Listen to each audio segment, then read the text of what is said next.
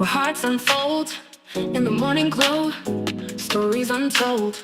Let's paint with words, a masterpiece of art, where dialogues bloom, igniting in every heart. Let's tap into the ocean of thoughts, where waves of healing gently salt. Let's paint with words, a masterpiece of art, where dialogues bloom, igniting every heart. Let's dive into the ocean of thoughts, where waves of healing gently sought. Together we'll mend, stitch by stitch, in the morning glow. Let's make the switch.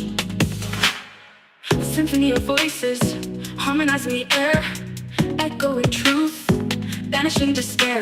Let's sow seeds of unity, watch them grow in this garden of hope under the morning glow.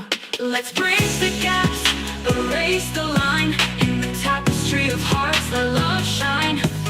With every word, a step we take towards a brighter dawn for all our sake. Welcome to the morning glow, where dreams take flight in this realm of possibilities. Let's unite, together we stand, hand in hand, healing the nation across the land.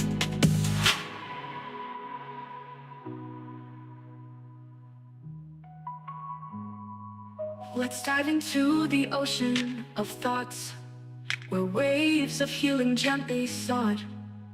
Together we'll mend, stitch by stitch, in the morning glow. Let's make the switch. Let's dive into the ocean of thoughts, where waves of healing gently sought. Together we'll mend, stitch by stitch, in the morning glow. Let's make the switch.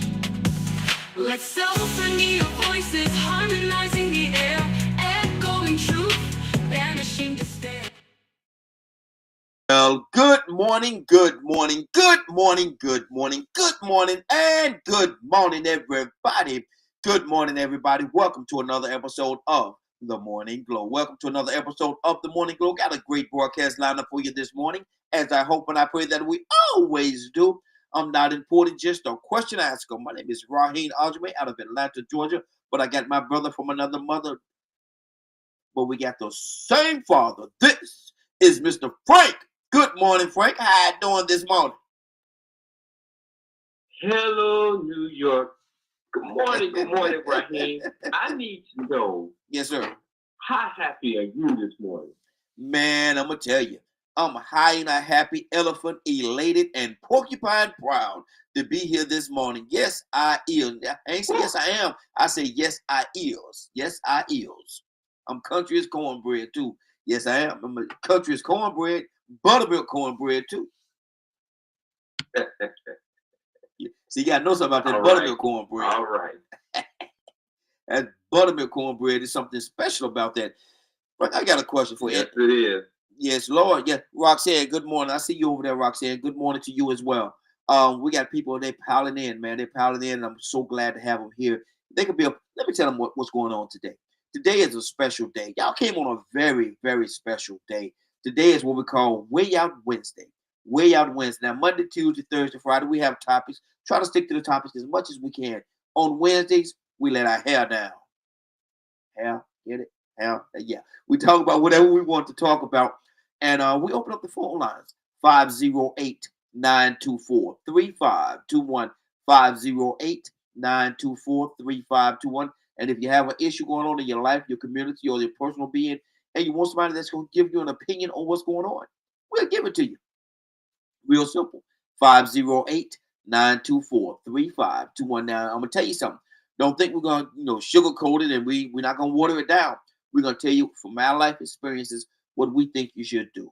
All right. So if you want us to hold your hand and kind of get, no. This might not be the place you want to call. We're going to tell you the truth.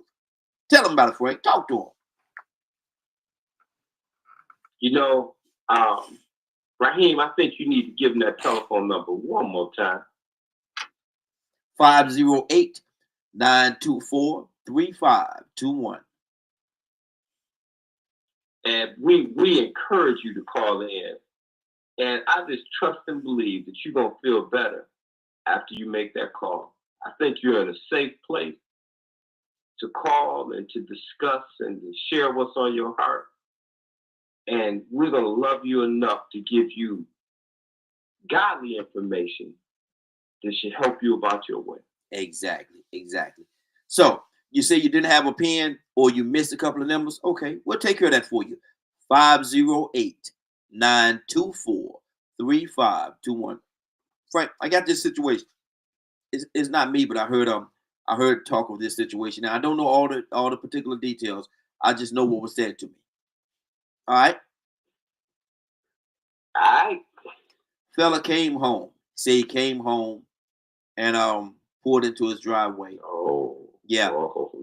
He came home, poured into. No, it's not gonna go where you think it's gonna go. Came home, poured into his driveway, and he looked over to the left and noticed that his neighbor, pretty big dude, was outside yelling and screaming and fussing at his girlfriend, his wife, whoever it was. They lived together, and she's a little small little thing, and so he was yelling out and blah, and say the neighbor looked over there and saw that he was watching what was going on, and they went on inside the house, and needless to say, it calmed down a little bit. Say about 30-40 minutes later, say the neighbor called the guy back and said, man, you need to, he used a couple of choice words that we don't use on here, but he said, you need to mind your own blanket business. The guy that sit there and watched, he wants to know, did he do anything wrong?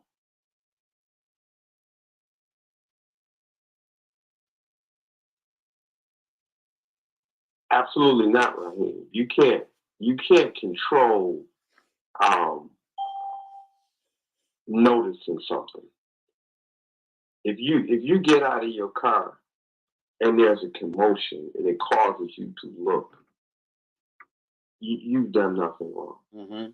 You can't control that. I mean, you need to know what's going on in your environment. He didn't say anything to the man. He didn't go over there and put his hands on the man.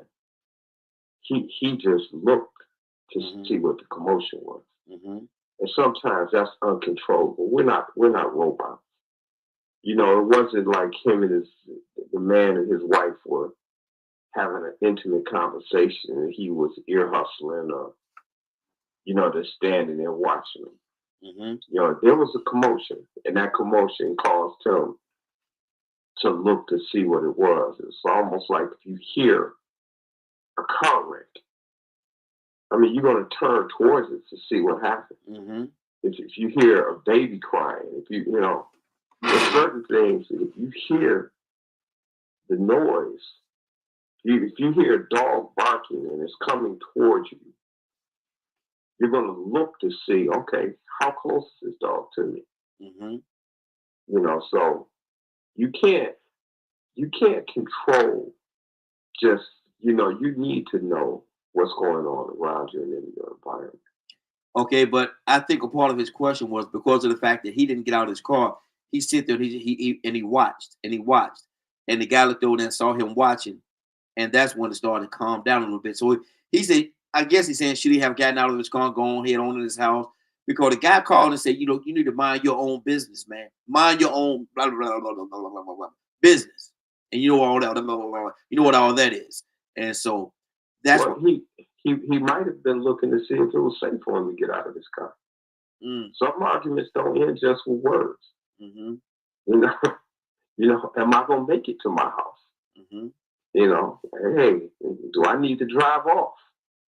There's no telling what if you wanted to be that private, take it in your house. Mm-hmm. Mm-hmm. You out on the public streets, you can't control what people do. Okay. And especially, looking at you. You out there doing things that cause people to look at you. Mm-hmm.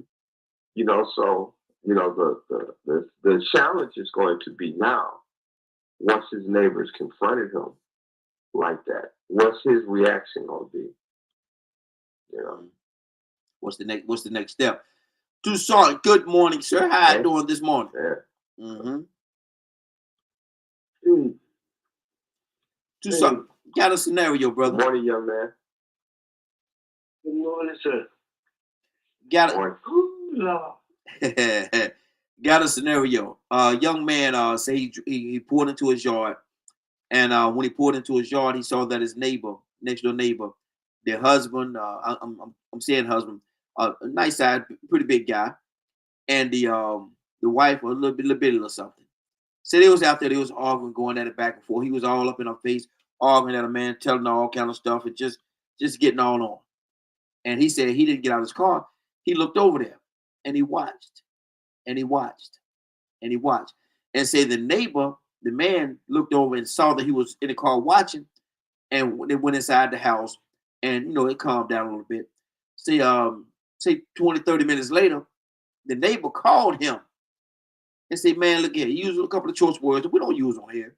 He said, look at here, man. You need to mind your own blah, blah, blah, blah, blah, blah, blah, blah, blah, blah, blah, business instead of our business. The guy that was sitting in his yard have a question. Toussaint, he wanted to know, did he do anything wrong by sitting there watching? Did he do anything wrong, Toussaint?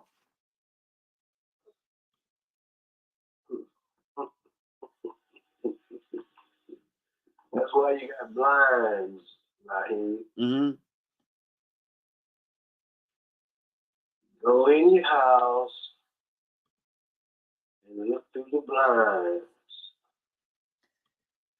But see, I think I understand what you're saying, but I think him staying in the yard and staying in the car and watching like that and being visible, I think that may have stopped the guy from doing something to his wife that he ain't had no business doing. You think so? Oh, really?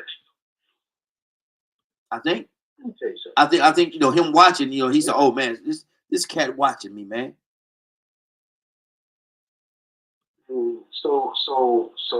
So what are you gonna do? See, let me sing a song for you. Uh-oh, sing a song. Sing a song for you. Mm-hmm. No one knows what goes on behind closed doors. Yeah. Mm-hmm. That's why you got blinds. I'm say it again. People don't look. Mm-hmm. Mm-hmm. I'm just saying. Now let me ask you this question. Say it right or wrong. What, right? Let me ask you. Yeah. What if that, just for the sake of your part of the conversation, what would happen if you go inside your house and you put your stuff down and you go over to your window and you know how people ease the blind down, so try to make it like people can't see them looking, and they ease the blind down and they peep out, and in the course of you peeping out, he hit this woman a couple of times. What do you do? Call police. Huh? Call police. Call police. Mm-hmm. Got a domestic issue next door. I'm just looking out just for the safety of my neighbor's wife. Mm-hmm. You're not an anonymous caller. Mind your business. Mm-hmm.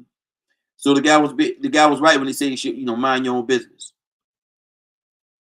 No, I'm saying no. I'm not saying you're right. I'm saying that we gotta be careful about how we do things. You don't let sometimes you can do things and nobody knows because you are. It's hard to say how it is. Mm-hmm. I think for that one thing, but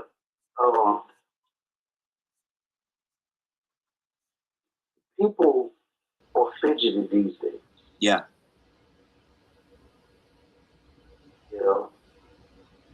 You're looking at. I'm looking at other. I can look at a person and they maybe don't look at me. Mm-hmm. Because I'm really minding my business, but I'm also watching the area around me. Mm-hmm. Because I don't ever know when something's gonna have to break off. What I'm saying is, go in your house and look through the buttons, or sit in your car and never know this. No, because that's their business. Let me tell you what I was going to say. I think that there was this that was getting into a spat, and the female's relative decided that he was going to talk to him. Mother don't want to visit, let's go. No, I don't hear it. Go ahead. It'll go away. And he tried to protect his relative, you know, he didn't do it with the male. Jumped on him. Mm-hmm. You heard what I said? Yeah, it jumped on him. Yeah. Uh-huh. She started protecting her husband. And so both of them now both of them jumping on him, Not her. beating up. He came to help, and now he getting assaulted. Right. Mm. Right. You know, police people are particular about how they address domestic violence. Is that right? Yeah, they do. They say it's one of the most dangerous one of the most dangerous calls they go on, domestic. One of the most dangerous calls they go on. You go in there, you run home, and you trying to arrest the male because he's jumping on the male, and the female jumping on you. I got two. Mm-hmm. Mm. So, look through the blood. Okay. Yeah. Hey, that's your take on it. We good. Let me go to Captain Leonard. Captain Leonard, good morning, sir. How you doing this morning? Good morning, Raheem, and the Morning Glow family. Scenario is like this, man. A guy pulled into his yard, and he noticed that his neighbor next door. Now somebody got it on speaker. Somebody got it on speaker. Take it off speaker for me. But he noticed that the neighbor next door, pretty big dude, is arguing with his little wife, little something. And they're out there, they arguing. They going at it, you know, he all in her, man, talking all kind of stuff, you know, all up in her face and blah, blah, blah. He sit in the car and he just watch. He don't get out. He don't say nothing. He just watch. The big guy next door realized that, man, this dude watching us, man. So he go in the house and everything calmed down. About 20, 30 minutes later, the neighbor gets a phone call. The big guy called him and said, look here, man, use a couple of choice words that, you know, naturally we don't use on here. But he said, you need to mind your blah, blah, blah, blah, blah, blah, blah, business and stay out of my blah, blah, blah, blah, business. The neighbor that's sitting in the yard watching, he wants to know, did he do anything wrong by sitting there watching? What do you say, Leonard? Particularly say about what? He should call the police if he's concerned. Mm-hmm. No, his question is, because the neighbor told him to stay out of his business. He wants to know, did he do anything wrong by sitting there watching? Did he? I'm asking you. If he didn't do nothing, he didn't do nothing. What did he do? His presence and sitting there all up in them people's business. I can sit in my driveway and do what I want to do. Mm-hmm. You don't tell me what to do. Mm-hmm. So basically, you're saying he did nothing wrong. Where's the wrong? I'm asking you. There is none, as far as I'm concerned. There is no wrong there. Mm-hmm. So the neighbor that called and said, stay out of my business, had no business calling him anyway. No, he can call who he want to call. Mm-hmm. How he get his number? They're neighbors. They're probably friends. Okay, so they know one another, right? They do. Okay. What they got to do with it? Call the police. Huh? Call the police. Yeah, call the police. That's what you're supposed to do. Call the police. Mm-hmm. You ain't gonna do nothing, so call the police. Mm-hmm. Okay. If you was gonna do something, you'd have done something. You'd have got out that car and said, "Hey, man, hey." Yeah. Hey, leave that woman alone, man. Yeah. If you was gonna do that, you'd have done it. Mm-hmm. Because you're not. Call the police. Call the police anyway. Just call them. Yeah. I just called to say that's what they're for. I love you. That's a domestic. That's domestic disturbance. Yeah. Domestic or family abuse, whatever they call it. Mm-hmm. Call the police. Trust me, they'll get it straight before they leave. So what make you think it's okay for you to interject yourself in them people's business over there? calling the police. Because And I all can that do shit, what man. I want to do. Them people at their house, man, doing what they want to do. They doing what they want to do at their house. Because I They can do want what to I want to argue. do. They want to argue. Leave them alone. They doing what they want to do. Because I can do what I want to do. They at home. And You I'm at tell me what home. to do at my house. And I'm at home. You don't tell me what to do. Yeah, well, you don't tell me what to do either. You ain't gonna be to call nobody to That's come to why my you house. call the police. If I That's want why somebody you to come to my call house, I invite them to my house. If I ain't That's invited to my house, they ain't gotta exactly be why you call the police. You ain't got no business calling nobody to come to my house. How you You gonna don't tell invite me who to somebody to my call. house? How you gonna invite somebody to my house? You don't call and tell me who to call. What make you think it's okay if you to invite somebody to come to my house? If I don't invite them, they ain't got no business coming here. I'm gonna invite my friend. Just I'm gonna talk. invite my friend to come to your house next weekend and have a party on your backyard. Let's just talk. What you gonna do about it? I'm gonna invite my friend, come over to your house and have a party in your backyard next week. Yeah, if you that big a fool, go ahead and do it. Go call somebody to come to my house. What's wrong with you, man? Like I say, ain't no whole bunch of talking where I'm from. Well, you gonna see next week what I'm telling you. If you're gonna do something, you do it. If you're gonna do something, you do it. If you're gonna jump, you ain't gonna be my neighbor long. You ain't gonna be my neighbor long. If you're gonna jump, if you're gonna jump, you better jump high. You ain't gonna be my neighbor. I can tell you that. You ain't gonna be my neighbor long. Okay. Calling people come to my house like you live over here or something. Like you blah, blah, blah, blah, blah. Frank, talk to me, brother.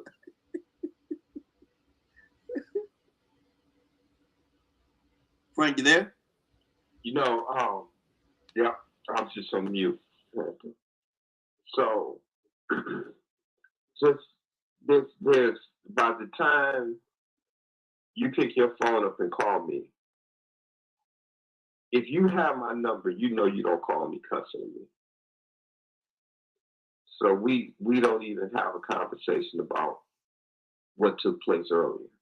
If I've given you my number, you know me well enough to know you don't call my house cussing me. So we're not even going to talk about anything else except what you're doing right now, because that's got to stop. We live next door to each other. We can't continue to have any kind of relationship if you think you can call and cuss me. So let's deal with that. Matter of fact, let's get off the phone. And if you're that upset, I'll meet you out front and we'll discuss it. But, we're not. And if you're that concerned about your privacy, do private things in the privacy of your house. Because in front of my house, if I'm cutting the grass or getting out of my car, I'm well within my right to look at you acting a fool. Mm-hmm. So you must have wanted to entertain the neighborhood because you out in front of your house clowning. So you got the big shoes on and your nose. What do you expect for people to do with clowns?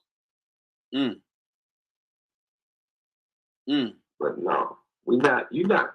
I've been growing a long time. People ain't gonna call and chastise me. No, we're not doing that.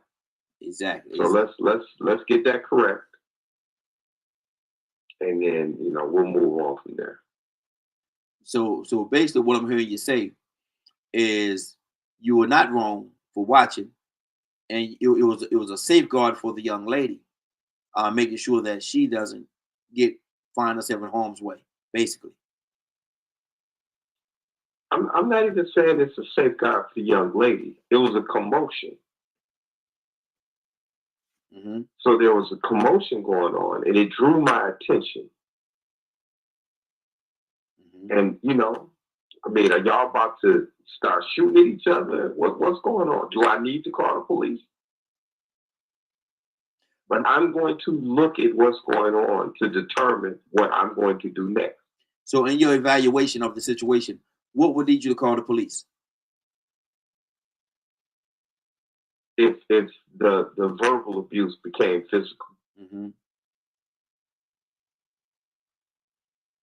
So long as they're talking, it's okay. That's. Long as they're talking, it's okay. Long as they're talking, long as they're not putting their hands on each other. Well, it's not necessarily okay, but it may not be anything that I can control. Mm-hmm. If that's the way you and your wife interact, it's unfortunate, but you know, but I'm definitely, like I said, any commotion is gonna get my attention. Mm-hmm. I'm looking, you know. I mean, are my kids with me? Do I need to get them in the house? Do I need to get them, you know? Do we just need to pull off and call the police and come back? How bad is this commotion? Mm-hmm. Okay. Okay. 508-924-3521. 508-924-3521. The topic we're having right now discussion, we're talking about a neighbor who was into his yard, and he noticed that his neighbors next door, pretty big dude and a little smaller woman, the husband and wife, I'm guessing.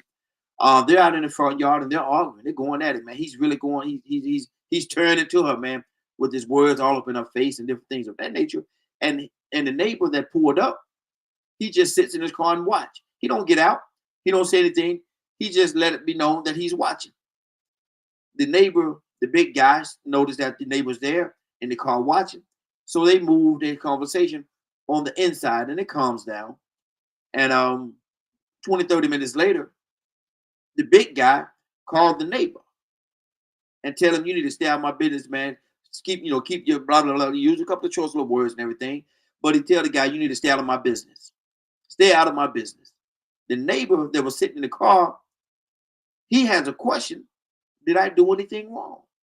Was I wrong for sitting in my car watching? Was I wrong for letting him know that I was watching? Was I wrong for interjecting when I did not actually interject? I was just there watching. He wanted to know, did he do anything wrong? What do you all think? 508-924-3521. 508-924-3521. Tucson, talk to me, brother.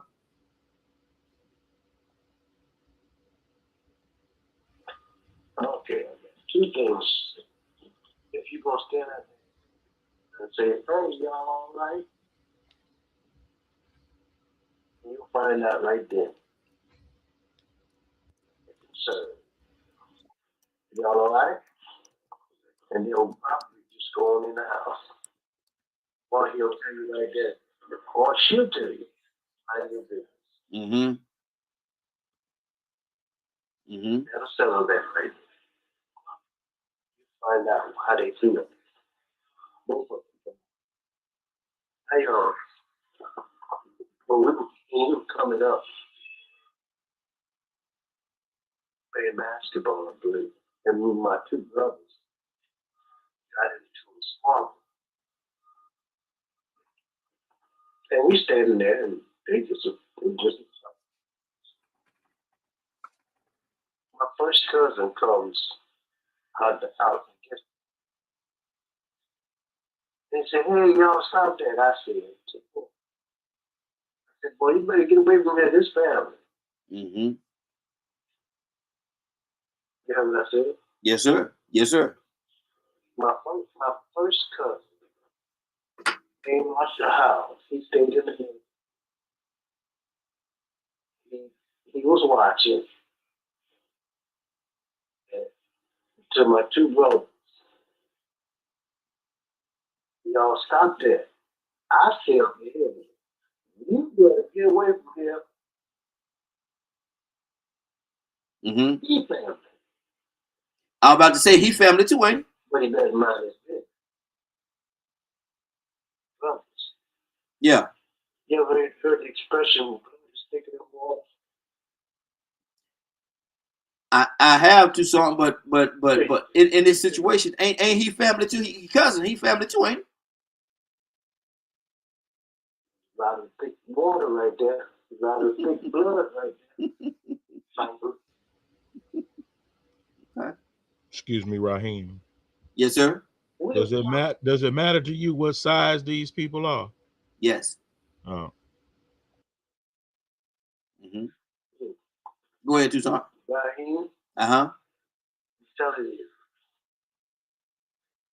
there's nothing you possibly. You can watch, but if you're concerned, just ask them. Y'all okay? Mm-hmm. That's where you might get that. That's where you might get that conversation. And go eat your dinner like you should. you're so concerned, call the police. Mm-hmm. You better not get involved. Mm-hmm. Because you go out in that yard. Suppose you're so concerned, you go out in that yard and you push that man or confront that man in his yard. His yard. With his wife. Oh, Mm. how you think that's going to go right? Right? Might not be pretty. Might not be pretty. You go in his yard with his wife. Mm. Let me just. Yeah, I see what you're saying, brother. I see what you're saying. I definitely see what you're saying. Huh? This is a free one, right? And can I give you a free one? Go ahead. You ever had a heated discussion? Mm-hmm. I ain't no answer. It's a rhetorical question. Mm-hmm. Let me ask myself. Ever had a heated discussion with your wife? Mm. Life happens. Suppose somebody comes. Here's your heated discussion with your wife. You better stop that. How that's gonna go? And it might not be a good situation, man. It might not be a good situation. Might not be a good situation. I'm telling you, it might not be. Leonard, talk to me, brother. I'm with I think excuse me, with Tucson on it. Mm-hmm. It's domestic disturbance. I would always call the police. Mm-hmm. Because see, I'm not the law on my block. Mm-hmm. I don't have a right to go in them people's house. I don't none of that. That's why I'm calling the police. It's like I think one time when we get new neighbors from time and they start acting a little different. They don't be here long. Mm-hmm. They don't be here long. Something usually happens and they have to move on. Mm. Got to go. So this is half the problem with a lot of neighborhoods. Is one, I've seen a post about peace. Mm-hmm. There needs to be peace. And whenever peace ain't there, guess what you call? A peace officer. And if you don't want to calm down, that's what that peace on the side for. Uh-oh. Uh-oh. That's what it's called, peace. I heard you saying that's what it's called, peacemaker. Yeah, that's why they call it the peacemaker. Mm. You're either gonna get quiet or you're gonna get dead. One of the two. Mm. And that's what you see happening. I don't think Not just by police. I don't think this argument had to be a death sentence, though, brother. But it usually is in the right neighborhood. I don't know where you was raised. Mm-hmm. But folks is killing each other because of simple disagreements. Mm-hmm. You know, all it takes is one reason to start hollering and cussing and talking loud, and take another reason, a little bit more courage to run up on somebody. Mm-hmm. Now you shot. Now what? Mm. All based on an argument. Yeah. That's why I don't like arguing with nobody. Mm-hmm. I don't raise my voice too much. None of that. It's always excuse me. Mm-hmm. Yes, please. Thank you. Good morning, sir. Good morning, ma'am. How are you? Because I'm coming. I'm trying to be peaceful. You know how quickly something could pop off. That's why you do that. Exactly. And it's Mm-hmm. courteous. Mm-hmm. If you want to be known as peaceful, show yourself as peaceful. Mm-hmm. Come in peace. Peace unto you. Assalamu alaikum. Mm-hmm. And I wonder. It don't have to always go bad. Unless it's the intentions of someone to go bad. Mm. You don't have to always be having a fit just because something you don't like. Call the police. Let them have the fit.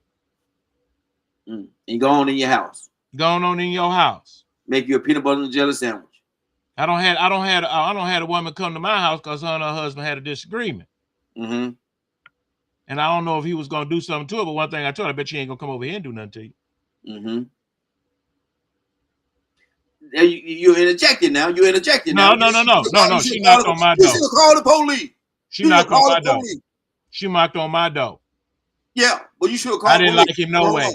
Here you go now. I'm gonna dial now. Here go my phone. I'm gonna dial 9-1, and if you feel that, you dial the last one. I'm gonna dial 9-1. You dial the last one. You all right? You want me to call the police? You can sit here and wait as long as you want. I bet you he's not gonna come over here with that foolishness. All right. Frank, talk to me.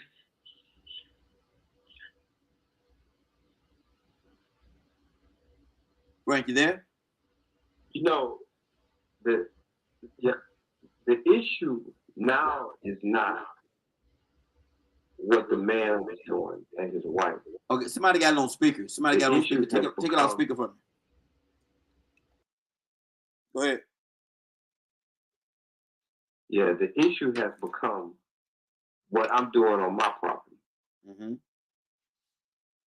The fact that I was not even outside, but in my car, and I noticed y'all acting a fool. That is what has become the issue. If I'm hearing this right, and I am, if I'm listening, mm-hmm. Why are you so? You're on a public street acting a fool. Why are you so concerned about what I'm doing in my car? So now I can't look at you from my car. What you looking over here for? Act a fool. What you looking over here for? It ain't your business. You answered your own question. I'm looking over there because you are performing for the whole neighborhood. You want to watch a property value go down? Let that type of foolishness go on in your neighborhood. You know, you're in the right neighborhood. They'll teach you some lessons. They'll teach you up out of there. You won't be there long. I remember we had a power outage in Detroit that lasted a little over a week. And our power went off. And I had a generator, so I went out and I started my generator up. And it was a pretty big generator, and I got everything going in my house. So I called my neighbor, and I said, hey, man, grab your extension cords, throw them over the fence. I'll get you fired up. And he said, man, I'm not at home. I was like, oh, well, call your wife. Have her bring the extension cords over, and I'll plug them up. Man, I left her. You did what? Yeah, man, we got into a disagreement. I left. I ain't coming back. I said, hey, man, come on back home. Come on home, man. What are you doing? He said, man, I want to be over there, but we had a relationship right here. He said, I want to be over there, man, but some things said. I said, hey, man, y'all work that out. Come on home. You coming home? He said, yeah, man, I'm on my way back. I'll be there in a minute for you.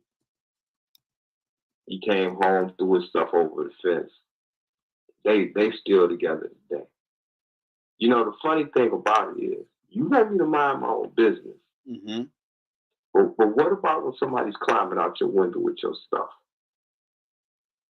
Frank, did you see him? Yeah, I saw him. What's my business? What about one of your kids sneaking out of somebody, they outside playing and somebody drives up and try to grab one of them up? Mm. You can't, community, man. Can't pick and choose.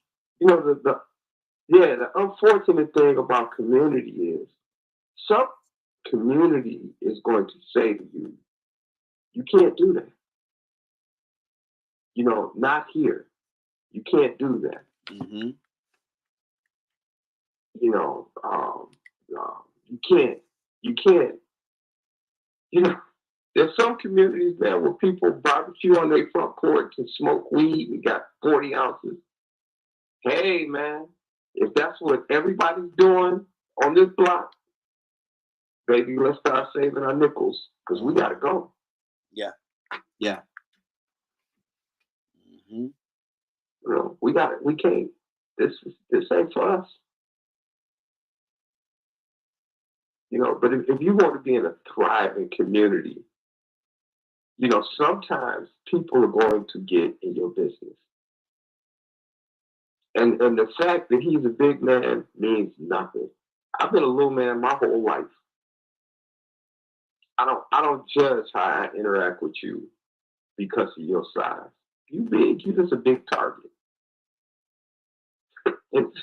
It's you know, but man, you over there acting a fool. Pay attention to what you're doing. And if you want to keep doing that, you just keep doing what you're doing. But leave me alone in my car. Mm-hmm. I can sit in my car as long as I want to.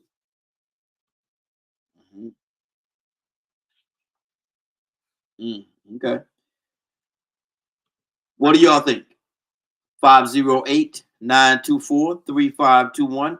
508-924-3521. What do you all think about this whole scenario? Is it right? Is he wrong? Was he right? Was he wrong? Should he have interjected? Should he have said something? Or should he have just sat in this car and let it play out the way that it played out? And then once he got that phone call from the neighbor, the aggressive neighbor, saying, stay out of my business. Stay in your own business and stay out of mine. How should he have handled that? Now the guy is pulling him into this whole scenario by giving him a phone call, by calling him. Tucson, what do you say to that?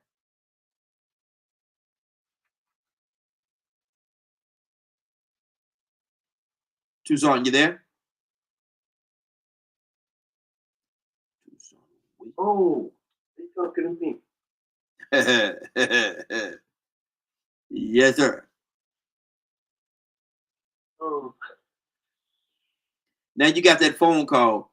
He cussing you out, man, and all kind of stuff, and telling you in a nutshell, stay out of my business. Hold up. Wait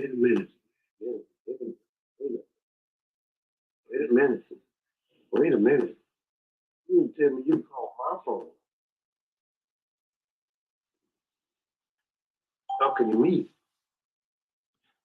That conversation is already over. I don't care what you can't get past me saying, hold up, wait a minute. Hold up.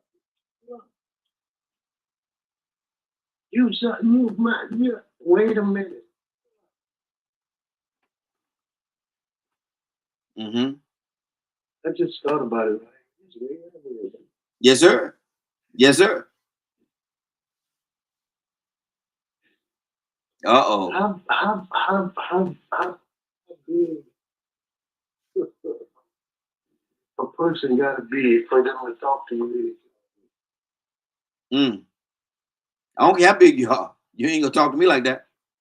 I don't care how big you are. It doesn't matter. Let's stop right there. Mm-hmm. Let's stop right there. Mm-hmm. That's something I got. Talking to me like that. Mm-hmm. You will never get into a conversation with me. Fussing and fussing. Never. You won't even get to the subject of why you called me. Because you got the wrong tone. Wait a minute.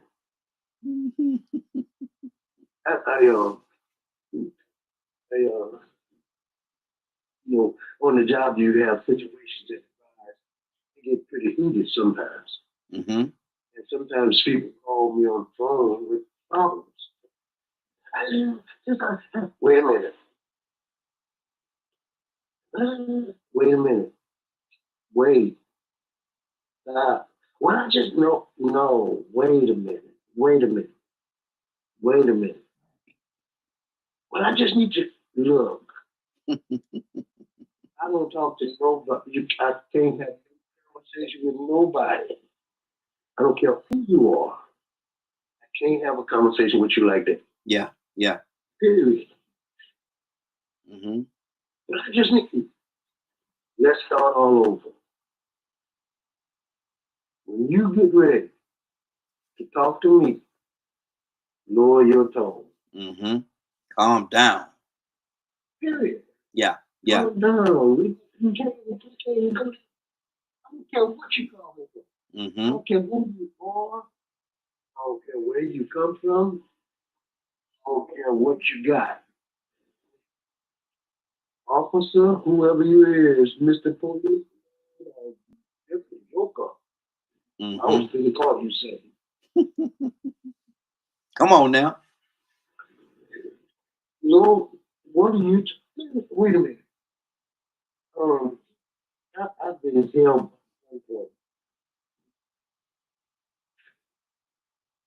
with a Mm-hmm. calm voice. What you got that gun out on me? Mm-hmm. Yeah.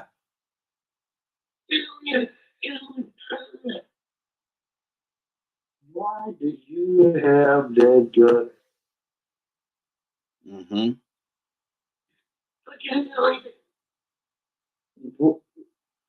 Why do you have that? Yeah. Yeah. So what I'm saying is, now we got a whole different situation. I don't care what you and your wife doing. That don't make me no difference. That's your wife. Mm-hmm. Mm-hmm. I can do what I'm like, listen, if I do what I want in my yard.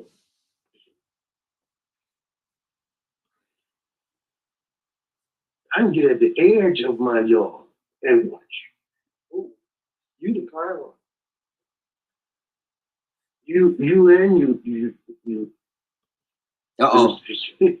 Uh-oh. Uh-oh. Uh-oh. Mm-hmm. What was you?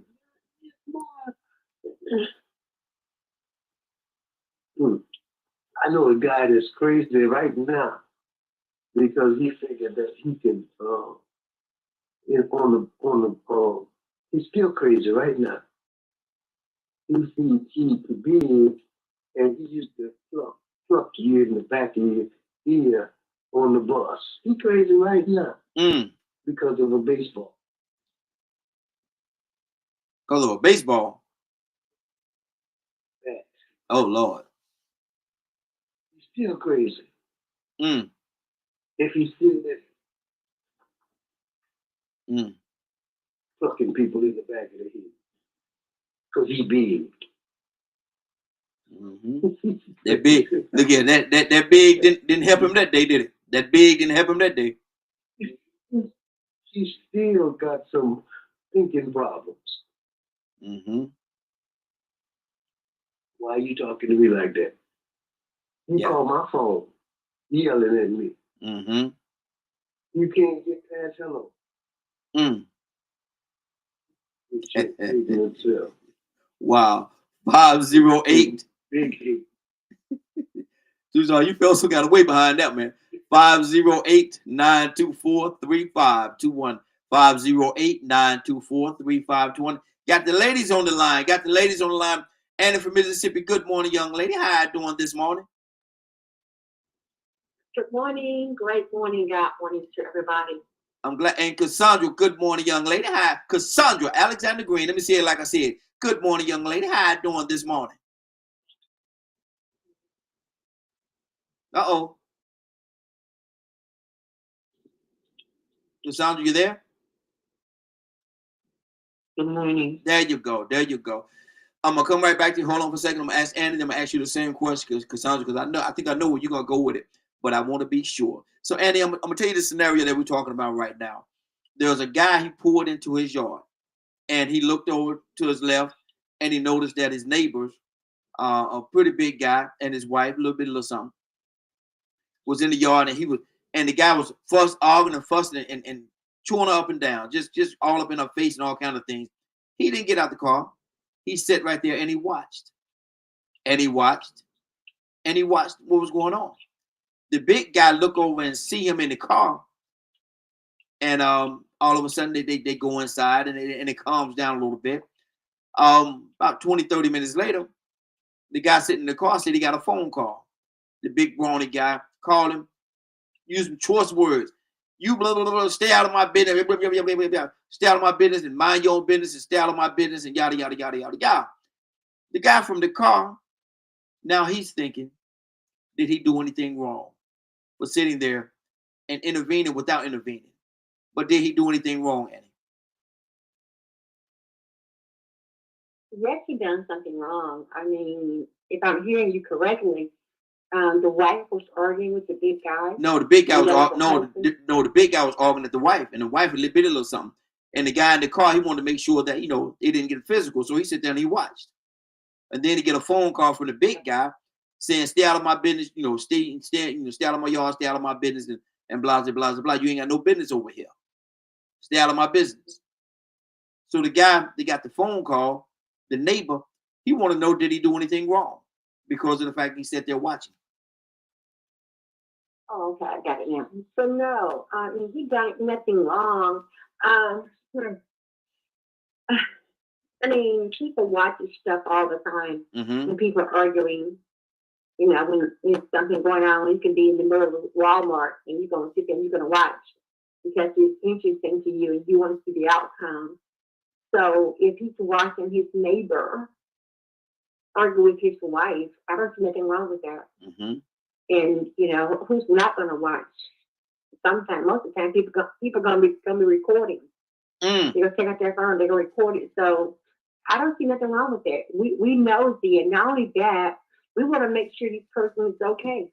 Mm-hmm. We want to make sure, because let me tell you an example of something that happened to me. I was going to Walmart one day, and there was a puppy in the car. Mm-hmm. And I think I told you guys the story before, but that puppy had been sitting in that car for a good 45 minutes. I called 911. I did, because that puppy, it was Mississippi heat. It's hot. No windows are cracked. And I waited until they got there. But let me tell you what happened. They were so slow about coming right in. The person that came and got back in the car and left by the time they got there. Good Lord. So yeah, so I kept calling that. Where are you? Where are you? And he's on this street. He'll be there shortly. He's on that street. But I sit right there in that car and making sure that puppy was okay. That puppy was hot. Mm-hmm. And this lady came out of the car. Out of Walmart, got in her car. Just parked right in front of Walmart illegally. Like she gonna went in and come back out. Had a whole bunch of stuff. And then just pulled off. So, sometimes we have to make sure that person or that, the situation, make sure that they're okay. So it's nothing wrong with making sure that they're okay. It's okay to be nosy sometimes. I call it a good nosy. It's always a good nosy to make sure that somebody around you is okay, married or not. Mm-hmm. You can be married and still be wrong. You can be married and why discuss all this stuff? Why if you see me sitting in the car, take it inside. Mm-hmm. Mm-hmm. Now, Annie, situation with the puppy. You know what you should have did? Soon as she came out there and she opened up that door to put that grocery in the car, you should have went up to the car and said, "Give me that puppy." Got that puppy and saved his life. Put him in your car and took him on about your business because she don't even deserve to have no puppy. Leave him in that excruciating heat. The puppy could have died. Like you said, puppy could have died. So you should have went and retrieved that puppy from that woman. Exactly. And here's the thing right here. Annie, don't you mess that woman puppy. Annie, don't you mess that woman puppy. Felt, some kind of way compelled to, to say something. But she was a little old lady. And she barely was moving, but baby, let me tell you something. She took her time in Walmart and she had that car right there, this Mississippi heat, with all windows up. And the puppy just sitting there just look out the window, like he barely can breathe. So that's what made me call 911. But yeah, I would have said something, but she's an older person, so I let it go. See, what you should have did, she older person, and let me stop on being silly. Let me stop. I'm being silly. Way out Wednesday. Call the police on my grandmother. Exactly. I know we call police on your grandmama. She had no business with that puppy in that car. You gonna be that long? Leave him at home. That's her support puppy.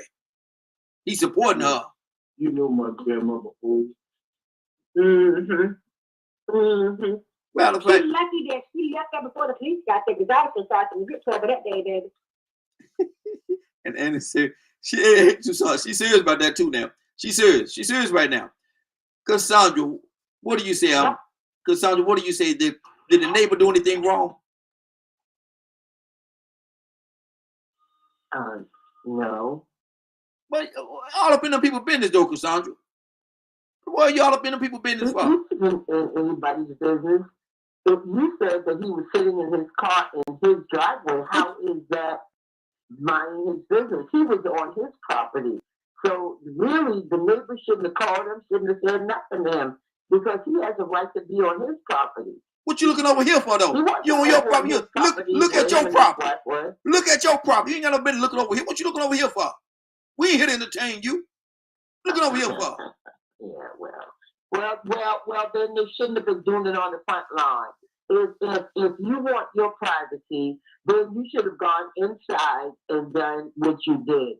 But once you stood outside in the public, then that means you wanted everybody to know that you was putting her in check. My sitting there would have been fine. I'd sit there. But if he put his hand on her, I don't care how big he was, I was going to jump on his back and ride the horse. So, that's just who I am. And that's who I am. I've done it before.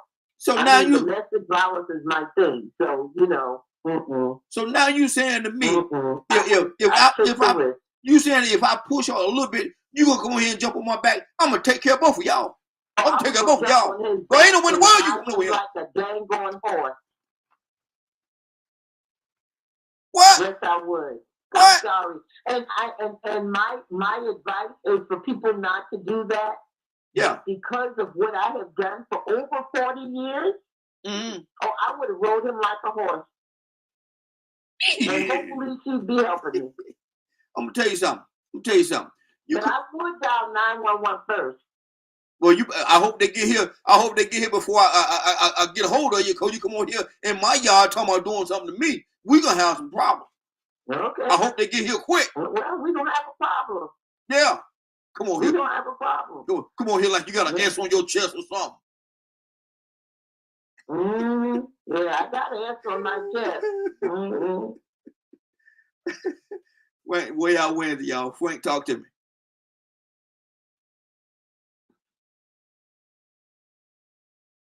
Frank, you there? I was just taking my phone off mute, so we won't have this echo we got. Yeah, I agree with everybody. Your little personal issues, do that in the privacy of your own home. Because what the guy's doing now, he's testing things. He's testing barriers. At first he's out there screaming and hollering. Now he want to cuss you out.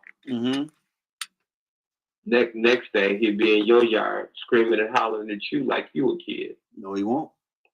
He's out of order. Let's keep it where it belongs. He's out of control. He's a foolish person, and he's 100% wrong in his activity. Don't try to check me. Anybody else got anything else they want to say on this topic before we move on to Leonard? Talk to me, brother.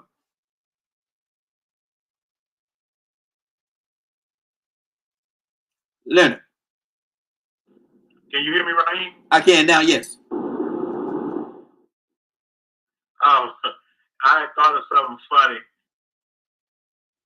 When I'm down south and we sit there on my cousin's, he got a down trailer park, right?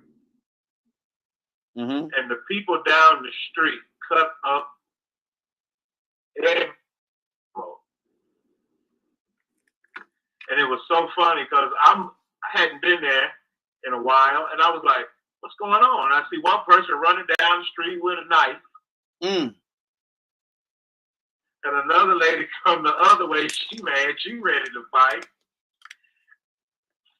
And my 18 say, don't even worry about it. They'll call the police when they get tired. The Lord. Good Lord. Hey, Tucson, I was down in A meet, I believe. I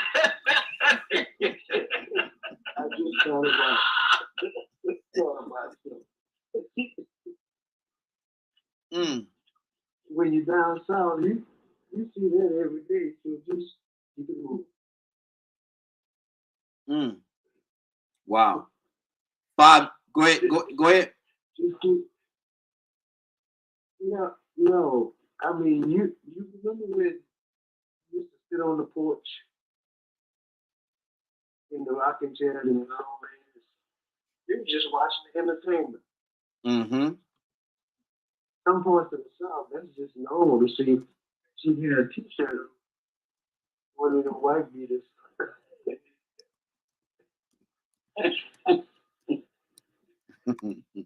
Wow. Wow. Cassandra, talk to me. See, Oh, I'm sorry. Finish your thought, I'm sorry, brother. no, it's just normal activity. Something going on with this dude. He really needs to talk to somebody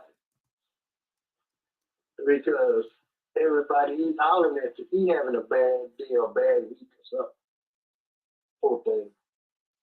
What's wrong with you, big fella? When you calm down, talk to me. Tell me what's wrong with you. First you're hollering at your wife, now you're hollering at me. I saw you kick your dog.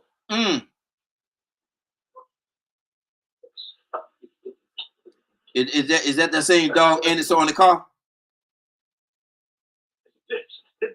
Andy.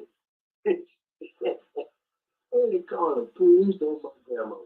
I mean, dog. And Andy, did you feel bad after you saw it was an old lady, Andy?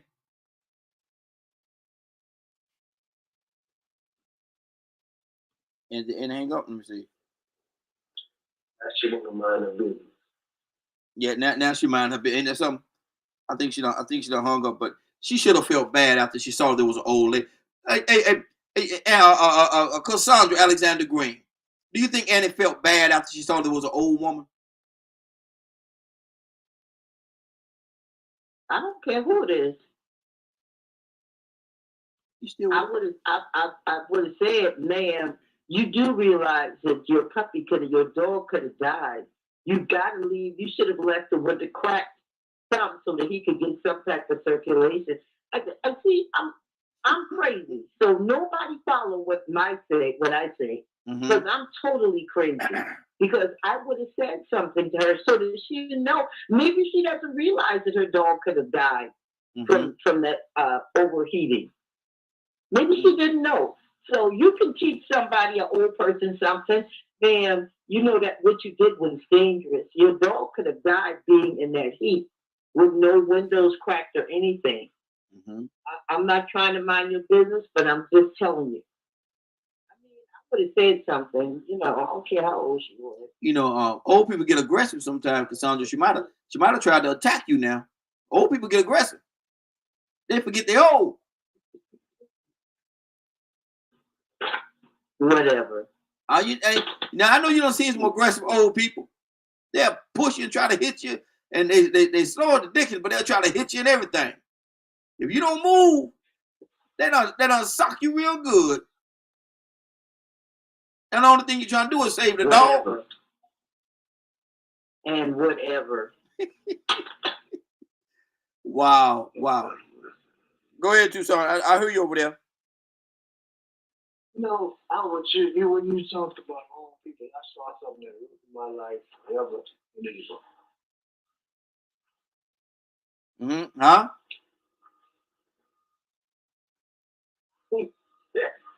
Oh, that first nothing. Okay, all right. Hey Frank.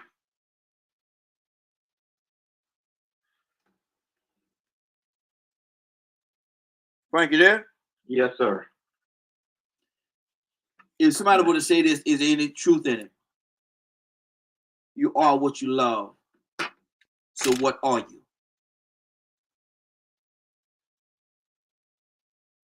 You are what you love. So what are you? What am I? Is there any truth in that? You are. If that's a true statement. Are you asking me, is that a true statement? Yes. No. You don't think that's true? You are what you love. No, because I've loved things. I am who God called me to be, and I may not be there yet. You know, I have to embrace that and understand that. But I'm who He created me to be. Now, you may encounter the counterfeit. You may encounter somebody who's an unfinished product, or you may encounter me in a weak moment. But can what you love consume you? Healthier. Go ahead.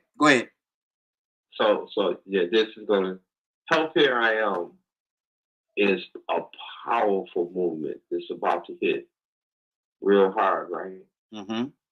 So I'm doing everything I can to watch my sweet intake. I mean, I'm battling that thing, man. I'm battling sweets like it's cocaine or any other addiction. My wife looks at me last night. She said, "Here, I bought you a Patti LaBelle sweet potato pie." Good Lord. I said, "Sweetie, what are you doing?" She said, "Well, I know you like them." I said, "Yeah, I do, but I'm not eating sweets. You know that." Yeah. Oh, it's nothing wrong with, just splurging every once in a while. So I didn't argue with her. When she went upstairs, today's garbage day, I took it and threw it in the garbage can. Because I love sweets. Yeah. I do. I love peach cobbler. I love sweet potato pie. It don't love me though right here in 67. Yeah. It definitely don't love me. It's trying to cure me. So no. There's a lot of things that tasty poison. There's a lot of behaviors that are not in my best interest. That's good. If I have to be at work at 5 o'clock in the morning, there's shows that come on late at night that I love. Can't stay up 1 or 2 o'clock in the morning watching them. That's good. Leonard, you are what you love. Is that a true statement? No. What about a person that loves their job and their job consume majority of all of their time? 85 to 90% of their time they're consumed by their job, and that's all they do. They love it. They love their job, man. Or They love working. I bet you they wouldn't be up there if they wasn't getting paid. I mean, I separate who you are from what you do. That's sort of how some things go. Now, there are some cases where your behavior is evidence of what you've done. Like I say, you can't sit here and say you're not a murderer, and I pull your record up and I see you don't kill somebody. Only way out of that situation, so we have this Christianity that say, I'm a new creature. You can get new that way. But that don't change the fact that you did kill somebody. Was Moses a murderer? Yes, he was. But then he become new? Sure was. Yeah, but he still was a murderer. Still on his record. So a lot of people Watch this, Leonard, watch this. Man's record or God's record? Which one? There's a difference now. Man's record and God's record, there's a different record now. What record we talking about? Well, God know all. God know all. I found out. That's what I like about the whole story and why people don't do it out of habit. Know why you saved. Know what the blood is for. God won't hold it against you. Now you may have to, you may be living in a strain because of what you have done here. But God won't hold it against you because he said he would. And you can take that right up there to the court when you get up there. And you ain't got to say, help me, this no. You say it. So if you go And to the that's court, the thing if people you have go, to understand. hold on, Leonard. There are So you things go, that Leonard, you go to court and you say, well, listen, y'all ain't right now. Because God told me he forgive me now. God forgive me, y'all gotta forgive me too.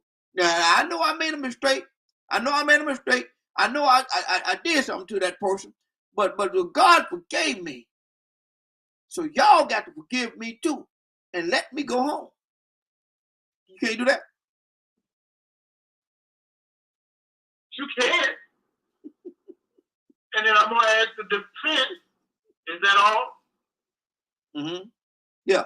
And then I'm going to sentence you to what's due, and you can have your what God say and everything, but my calendar is a little bit faster. It's a little bit, more predictable than that. And because this is a Wednesday, the 13th, you going to jail today, sir.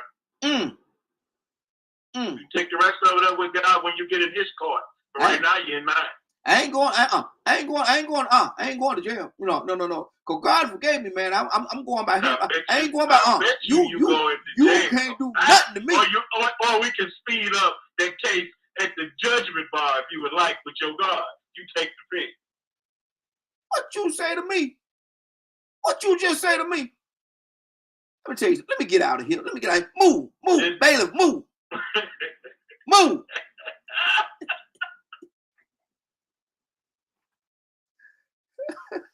Cassandra, it's just gonna put you in his court a whole lot faster. That's all I'm saying. Bailiff, move out the way. Getting out of here, man. Where my keys anyway? So, who got my keys? It's about what you're doing, ain't always about love. You know what I'm saying? I don't even throw love around like that, but I'm kind of careful. Hey, and for people that may be listening for the first time, this is Way Out Wednesday. We don't act like this every day. This is Way Out Wednesday. We let our hair down, have a good time. I act like this every day. Yeah, he do. Yes, Lord. Cassandra Alexander. I like how Frank said it. I love peach cobbler, but that don't make me a peach cobbler. You know what I'm saying? Cassandra, what do you say to that? You are what you love. You are what you love. Do you agree with that?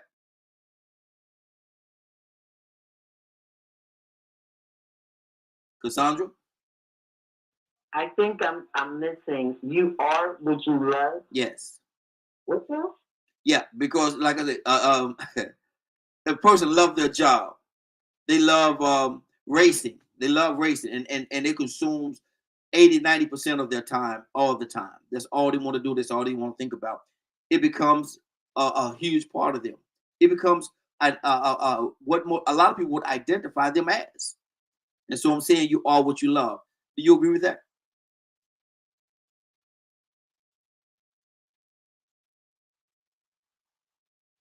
It sounds you might be muted. Oh, I'm talking to the mute button. Yeah, no, I don't believe. I don't believe that. You don't think people a person could get consumed? A person could get consumed by what they love. Yeah, you can, and people will probably say I'm consumed by what I do, but I don't. It doesn't. I don't even know how to put it. I don't know. I will say, but my answer is no for 100. I got you. Tucson, what do you say to that, brother? You are what you love. I'd say that don't make no sense. Now, Tucson, you used to love racing. Yeah. You used to love the race. You used to love being on that track. And that was a big part of your identity of who you are or who you were. You loved it, right? No, I was an athlete. Yeah. And you loved it. How much? I like the wolf. Say that one more time. I missed that. Say it one more time. I like the wolf. Mm-hmm. You think I was out there just to run? That man, it was crazy. Sweating. Our coach used to make us throw up black stuff. Mm-hmm. Run till we throw up. Good Lord. I might need to do that right now, Raheem. Because I look a mess, man. I don't know what y'all doing with this. What you call it? Health, here I am. Thing. Health, here I am. Yes, sir. Yeah, I need to be indicted. Everyone's invited, brother. Everyone's invited. Absolutely. Not indicted. Not invited. Indicted. Wow. Okay. Because I usually pull out the first shirt or whatever in the drawer and I put it on. Somebody told me yesterday, don't you wear that no more. No, But That's funny too, son. You popping buttons. it don't make no sense, man. I mean, I don't like stuff like cake and pie, and I don't eat a lot of sweets. I don't know what's going on, but I don't know. I'm out of control. Y'all, I need your help. Oh yeah, I'm serious. How much exercise do you do? How much exercise do you do? Yeah, I work every day. No. How much exercise do you do? I wish I would. I guess that's what's wrong. Cause I used to run a lot. You hear that, Leonard? This is Tucson therapy this morning. Lord have mercy. I wish I would. You know how that tells people? They say, Toos, man, you need to come on. I got a fella that grew up with me. And I used to run him down. My head started running down. Mm-hmm. And he's still running now. And he said, Toos, you need to come on out there. He's competing at his age. Yeah. And he said, Toos, man, you need. I said, man, I don't go nowhere that my car can't take me. Anywhere. Well, your car will take you to the track. Get out there and run. You can't drive no car on the track. They're gonna arrest you. Wow. So when I say hey, you know what? And Frank, you know what my wife say? I'm watching you. I'm That's watching right. you. Mm-hmm. That's right. Mm-hmm. Yeah. And she said a whole lot in those yeah. few words. Mm-hmm. Yeah. And I'm just I look like the Pillsbury Doughboy with a small, thin frame. That's my whole thing is this right here. You are, and I'm asking the question: what does it mean when they say you are what you love? It still don't make no sense to me, right? Because what that means? What am I? Because I don't eat sweets. Well, you just you neglected the exercise regimen that you used to have, brother.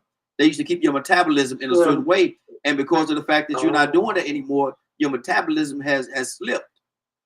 And it slipped. Yeah. It slipped. Cassandra, I'm talking about it. Slipped and it's rolling. When you sit around, hey, Tucson. Yes, sir. Let me say this. Man, what a powerful moment, because that statement that your wife made is so loving. When she said, I'm watching you. You know, but I'm going to say this in the moment where you say what you say. Health, here I am. I've lost 15 pounds in the last month. And and I need to lose 10 more.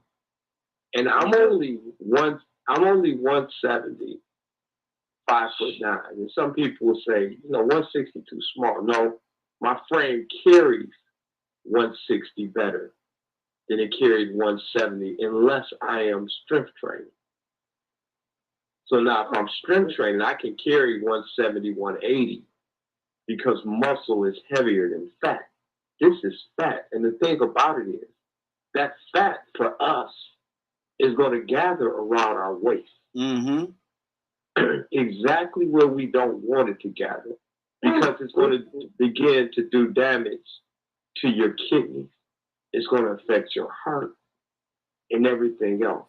But Health Here I Am is doing a tremendous job of, watch this, making me focus, making me have the strength and the ability to throw that Patty LaBelle sweet potato pie away. About one other day. You know, when, yeah, there you go. Yeah, oh yeah, they're good. But see right there, I'm gonna say this. I'm gonna say Tucson this. being Tucson, silly, man. Tucson being when silly. you were running, did they make you run the bleachers? I ran them well. When you run the bleachers, you won't put no crap in your mouth, because the bleachers will bring it all out of you. So it's a discipline. So I promise you, today is Way Out Wednesday. By the time we hit Way Out Wednesday next week, Health Here I Am is going to impact you to a way that you will already have seen a change. I promise you that. Okay, that's my promise to you. That's my promise to you. Y'all been talking about this for 2 months, and I've been listening to it. Okay. You say you lost what? 15 pounds. Yes, sir. And as a little person, that's not easy. Yeah. As a smaller. Yeah. What do you weigh? 208. No, that's way too much weight. That's your frame. Little fat fella. Yeah, that's way too much weight. I was at 190 at one time. Looking ridiculous. Yeah, absolutely. Absolutely. But I promise you, a week from now, we're going to talk again. But I'm going to let you guys go ahead. But Health Here I Am is powerful, man. And it's working. It's working. I never usually have a cry for help. But this is my cry for help. For real. I mean, because you should see me. I tell you what I do. I put my shoes on at the house with some tennis shoes. I slide my feet in them. Okay, they tie, but I don't untie them. I just slide my feet in them. I got my boots to go to work. I got them in the car. And Way Out Wednesday, I open slide dialogue. out of my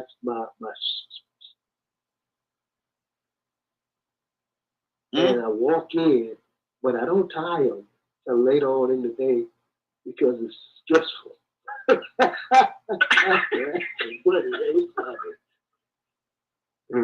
Right. I know, Leonard. I know. Hey, Way Out Wednesday, brother. I'm letting it go a little bit. Way Out Wednesday. But we don't cuss on Way Out Wednesday, right? No, we don't cuss now. We can't cuss. No. Wednesday. No. Ain't no cussing. Okay. I'll do the nice version. And when Tucson had mentioned, his wife said, "I'm watching you," and it just brought up a little story to me. You know, I've been married about 26 years. And you know, a lot of times, you know, husband and wife joke with one another, but they won't let other folk joke with them. Oh yeah. And so, boy, my wife would kill me. So, just say this is about intimate apparel. I don't know where you're going, Leonard. I don't know where you're going, brother. Be careful. Now back in the early days, you remember when you buy a nice little outfit for a little set to go together? And about 5 or 6 years in, I was doing some laundry or whatever, and I was putting away some things, and I found this underwear. Leonard, what Leonard? Where's your wife at, man? Where your wife at, Leonard? She ain't close. She not close to you. Oh. I was like, needless to say, they in my drawer now. For the very simple fact, ain't no 6 shoe tearing up, messing up this good fabric.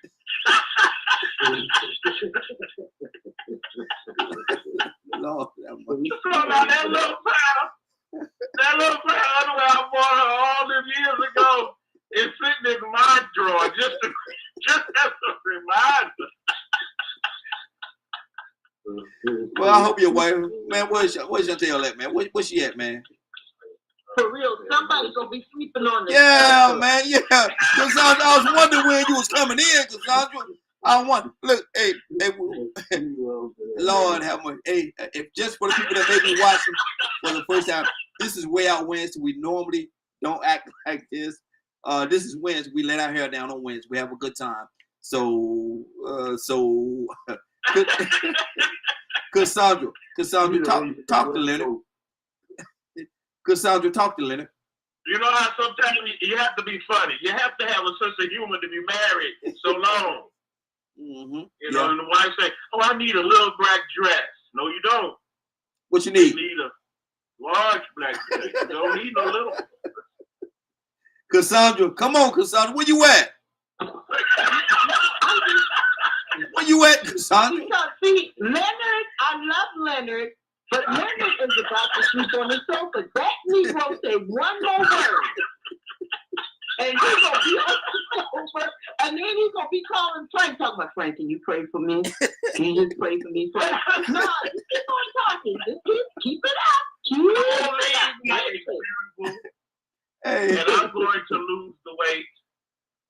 I admire Tucson for speaking up because Tucson, we all need to lose the weight. Yeah. Recently, I lost 20 pounds, and do you know I gained darn near almost all that back in a month? What you been eating, man? Man, I don't know, but my friends and my family tease me because they say you the fattest vegetarian we know.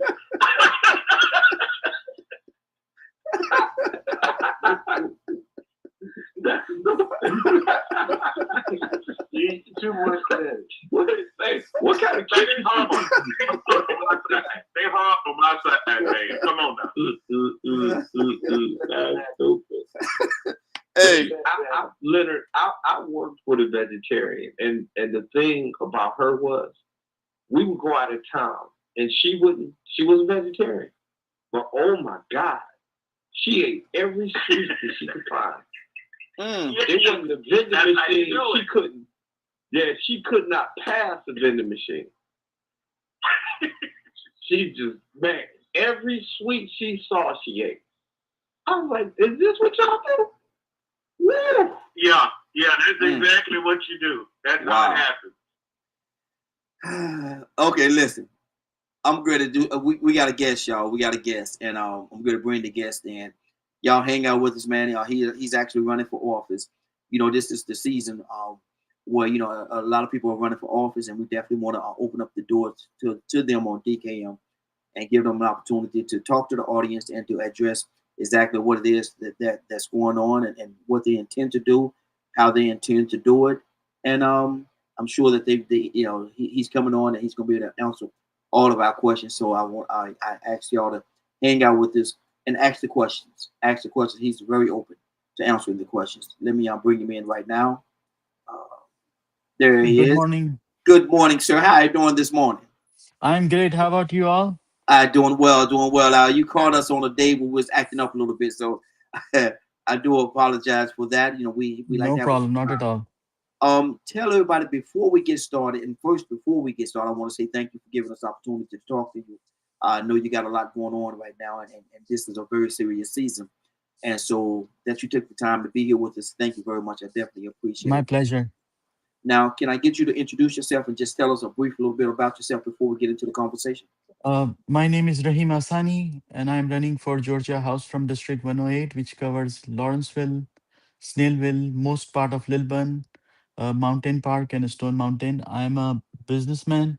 I started my life here working at a gas station. I'm a first-generation immigrant who came to this country in 2001.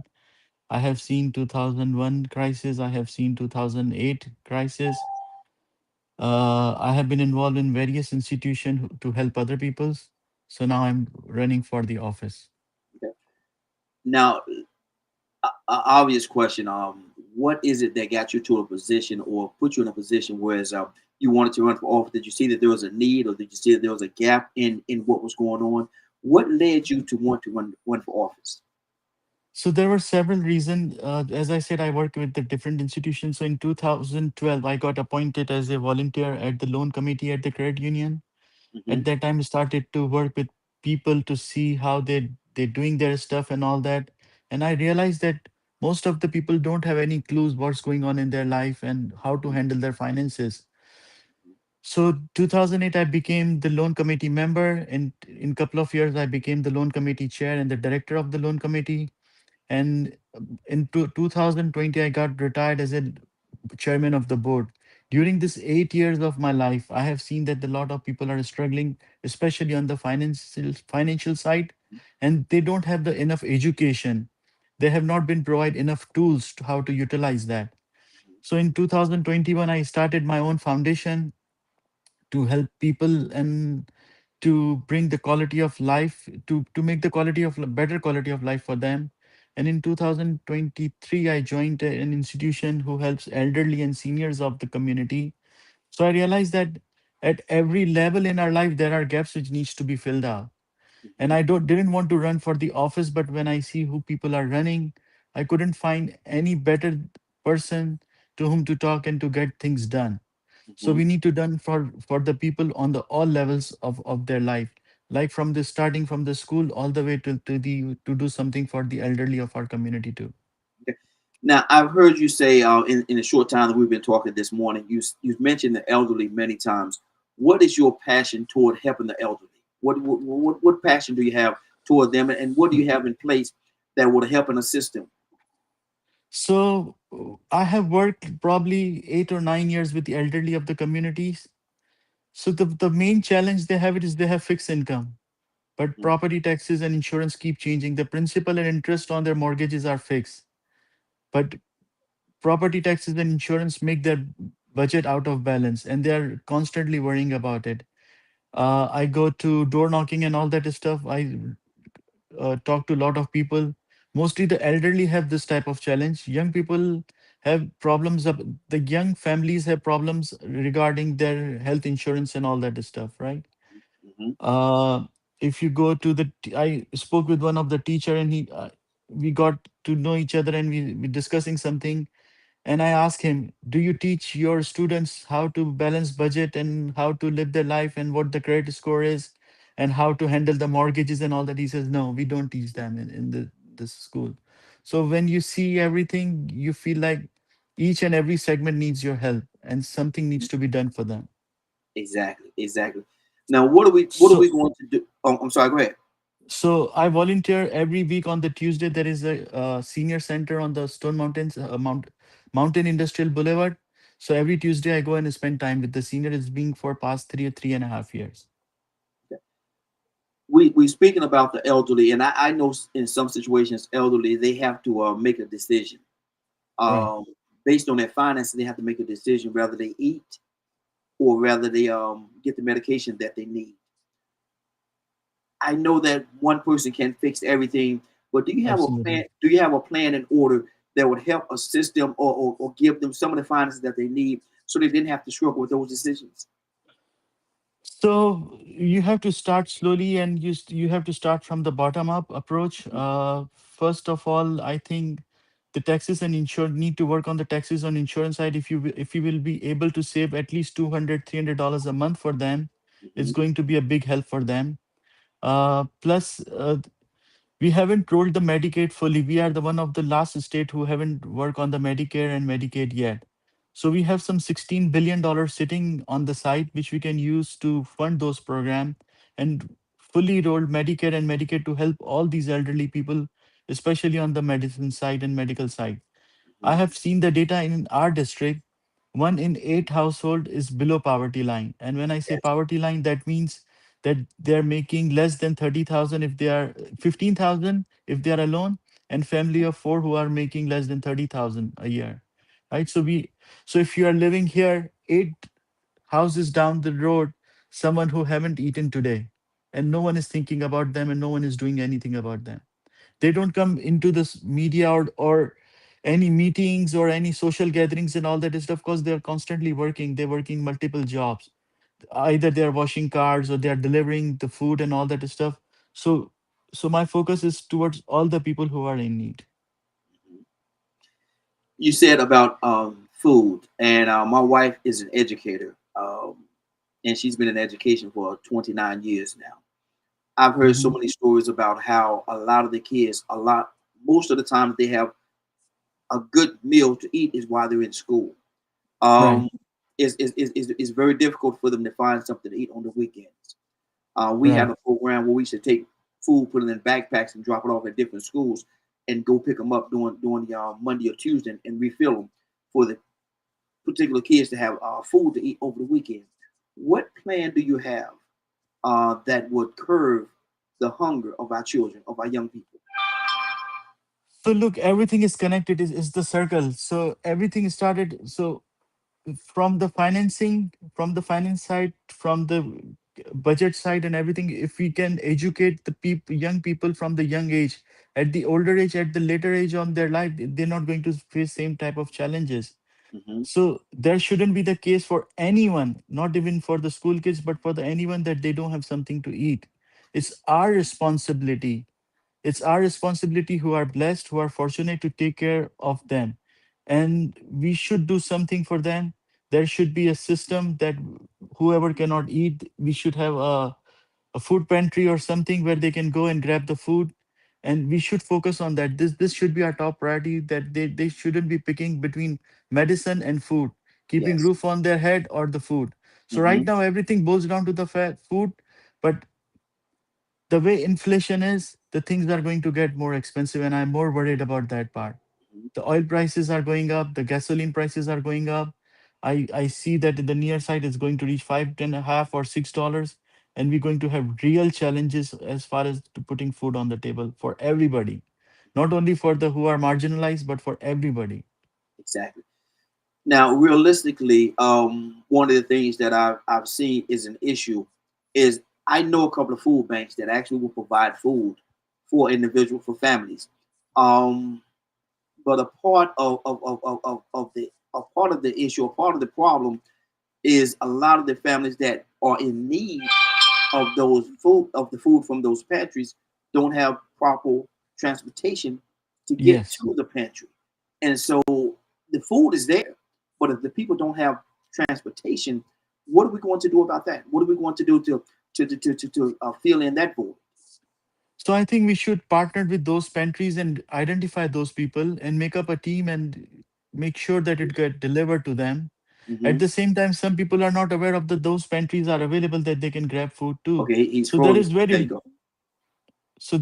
little or no knowledge on that side too, that people are not aware of those type of facilities which are available. So Hmm. we should try our best to reach out to those and make market ourselves so much that we will be accessible, and the Hmm. people who are not able to get the food, we should plan and we make a team to get them delivered the food on their doorstep. Absolutely, that's good. What is it that what is your connection with the communities out there that makes you different or make you a little more equipped to walk into this office? So the thing is, I got it connected through the credit union the most, because I started and came here in 2001. It took me 7 8 year here, 7 8 or 9 years to establish myself. I Hmm. have three kids. The oldest one is now 29 years old and younger one is 21 years old. Hmm. So most of my work is through social work, through the social organization. Okay. So on that one, I have connected mostly, not too much with the youth, but mostly with the elderly. Hmm. So I am pretty familiar with their issues, loneliness and all that stuff, especially food side, and they feel that they have been left alone. They have so much experience in their life, but no one is there to listen to them or talk to them. Hmm. So my mostly work is towards the elderly of the communities. Good deal. Good deal. Um, we have a few people on we are a team here. Are you Sure, open? Are you open to answer other questions? sure, Okay. I know that you said something that spoke directly to Cassandra. Cassandra, are you there? Cassandra, are you there? I'm here. Okay. I know that he spoke about certain situations that are near and dear to your heart, Cassandra. Do you have any questions and or concerns? I actually could not hear. I did not hear what he said. What area did he talk about? And I would be interested in. Well, dealing with the elderly and the medication and being able to get the medication that is needed and having to make a decision between sometimes eating or getting that medication. Yeah, yeah, yeah. Because I mean, I've had to deal with that, and I live in a senior building in downtown Atlanta, so it is definitely an issue for me. He did mention something. I'm sorry, I didn't catch your name. I hate to call you he did say something that is important. When people don't know, they can't do it. Yeah. There are programs that seniors can call into those programs to have food delivered. Mm-hmm. Because in my building, there are a lot of people that are incapacitated, don't have cars.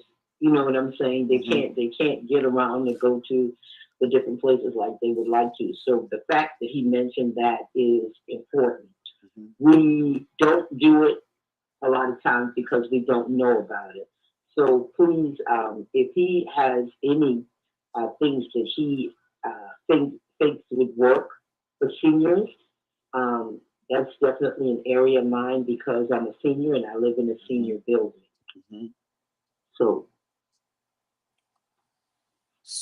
what we have done on that side, we have done from our side that like if I have a car and I can drive, but I cannot cook, right? So I Mm-hmm. paired with someone who cannot drive but who can cook, and the one senior can help another senior, right? So I Mm-hmm. have some strength, someone has some strength. Everyone is going in their own direction, and no one is taking help from each other.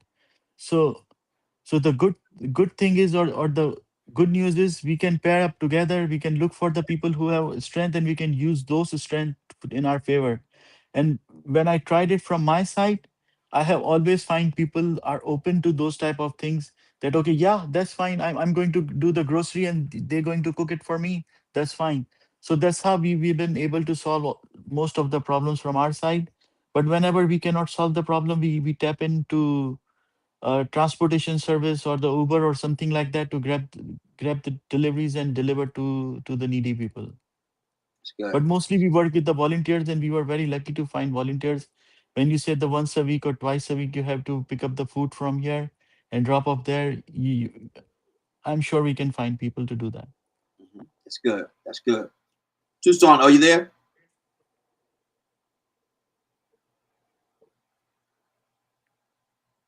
Tucson, are you there?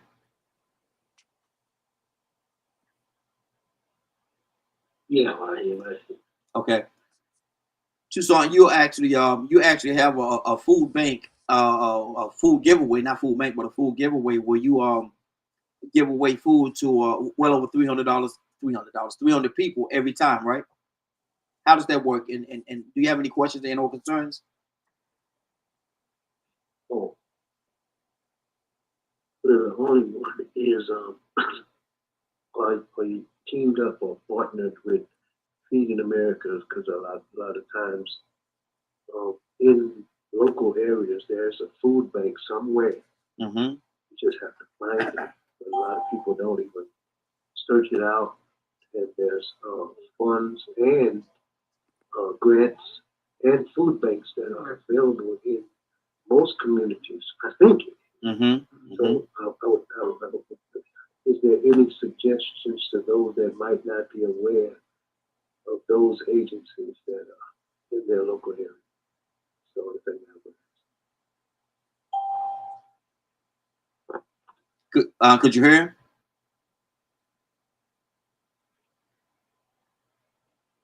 Raheem, are you there? Yes, I'm here. Okay. Could you hear his question? No, can you repeat, please? Yeah, he was saying the accessibility of the food banks, and a lot of times people just don't know that the food Yes. banks are actually there. How could you make people more aware of the fact that the food banks are there so they can utilize the services that they provide? So it boils down to the marketing again, that the way we do campaigns for the election and all that, we should do the campaigning for the food banks as well, so that people get to know about Mhm. these facilities that are available. There are a lot of medical facilities available for elderlies too, which people are not aware of it on the discounted prices and all that. So we should have some platform to provide all those resources in one place.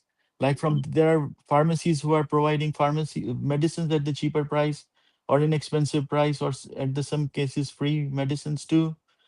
So we should have some sort of platform, and I think we need to work on that. Mhm. That Yes. this is the time that we should work on to aware people that these facilities are available for you. Mhm. Some of the facilities are covered under Medicare and Medicaid to the people who have it, and people are not aware of it. Exactly. Exactly. And we're at a point right now where, if you don't mind, sir, we have a lot of people that's coming in, and I want Sure. to give you an opportunity to reintroduce yourself again, so people will know exactly who we're talking to. So, if you don't mind, sir, introduce yourself again.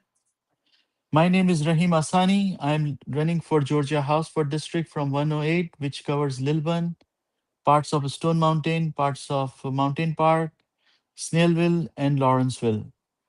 Early voting is underway, and it's going to end on May 15th. Election day is May 19th. Mhm. Good deal. I'm a business owner. I'm not a seasoned politician, so uh, that's the challenging part. I didn't want to come in the politics, but the situation is at this time, if we are not going to penetrate into the system, we're going to left behind, and a lot of people are not going to get benefit from the system. So our voice needs to be heard, Mhm. especially the elderly people voice needs to be heard. I went to the couple of meetings where there were questioning on the property taxes on that stuff, and there was not a satisfactory answer from anyone that what Mhm. should be. And when I look at the data, like 6 years ago, if you see, 1 in 5 household was under housing cost burden. Yeah. Right now, 1 in 3. If you are not going to do anything in next year or so, it's going to be 1 in 2, and then it's going to be really difficult to reverse that. Mhm. Once you go Exactly. too deep, it's really hard to come out of it. Mhm. Exactly. Now, being out in the community, I know you have a passion for the elderly, for our seasoned people that's in our community. What other obstacles did you see that was an issue for the community? Lack of education on the financial side. Like my daughter, one day I was talking to her and I asked her, "Do you paying your credit card bill paid in full?" She said, "No. Why should I?" And I said, "You're supposed to be, they are charging you interest." She said, "No, I'm a student and there should be a free no interest rate." I said, "No, go back and check it out. That's not the reality. You are paying like 28, 29% on the interest." So I see on the each and every age level, there is lack of education, there is lack of knowledge. Our school systems are not doing a good job of training them to be ready for the mainstream. So when they Mhm. go in the mainstream, they have no knowledge on the auto loans, no knowledge on any of the stuff. So, for what I see from my side, what I feel like, the financial education component is completely missing on their life, which they're going to use the most during their lifetime, Mhm. Mhm. right? Wow. No matter you are young, you are adult, or you are elderly, whichever age you are, you have to do your monthly budgeting and finances and all that stuff, right? And there Exactly. is not a single training on those stuff. If you look at the safety and security side, there is no education on that side either. Mhm. Mhm. So And those stuff, no, go ahead. Go ahead. so those are the stuff which really bothers me, that why there is no not system in the place. Let me give you an example. So Mhm. uh, I went to get a gun license, and it was a fairly simple process.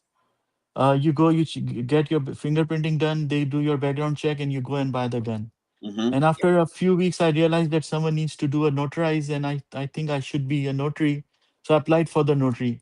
They Mhm. sent me back and put me on the training, that go and do this training. Why there Wow. was no training for the gun? Mhm. It was Wow. like 5 or 7 minute or 10 minutes course, but there was a training on the notary stamp, that this stamp is your responsibility. You have to keep it safe. It get lost, you have to report that. But all this stuff was not available for the gun side.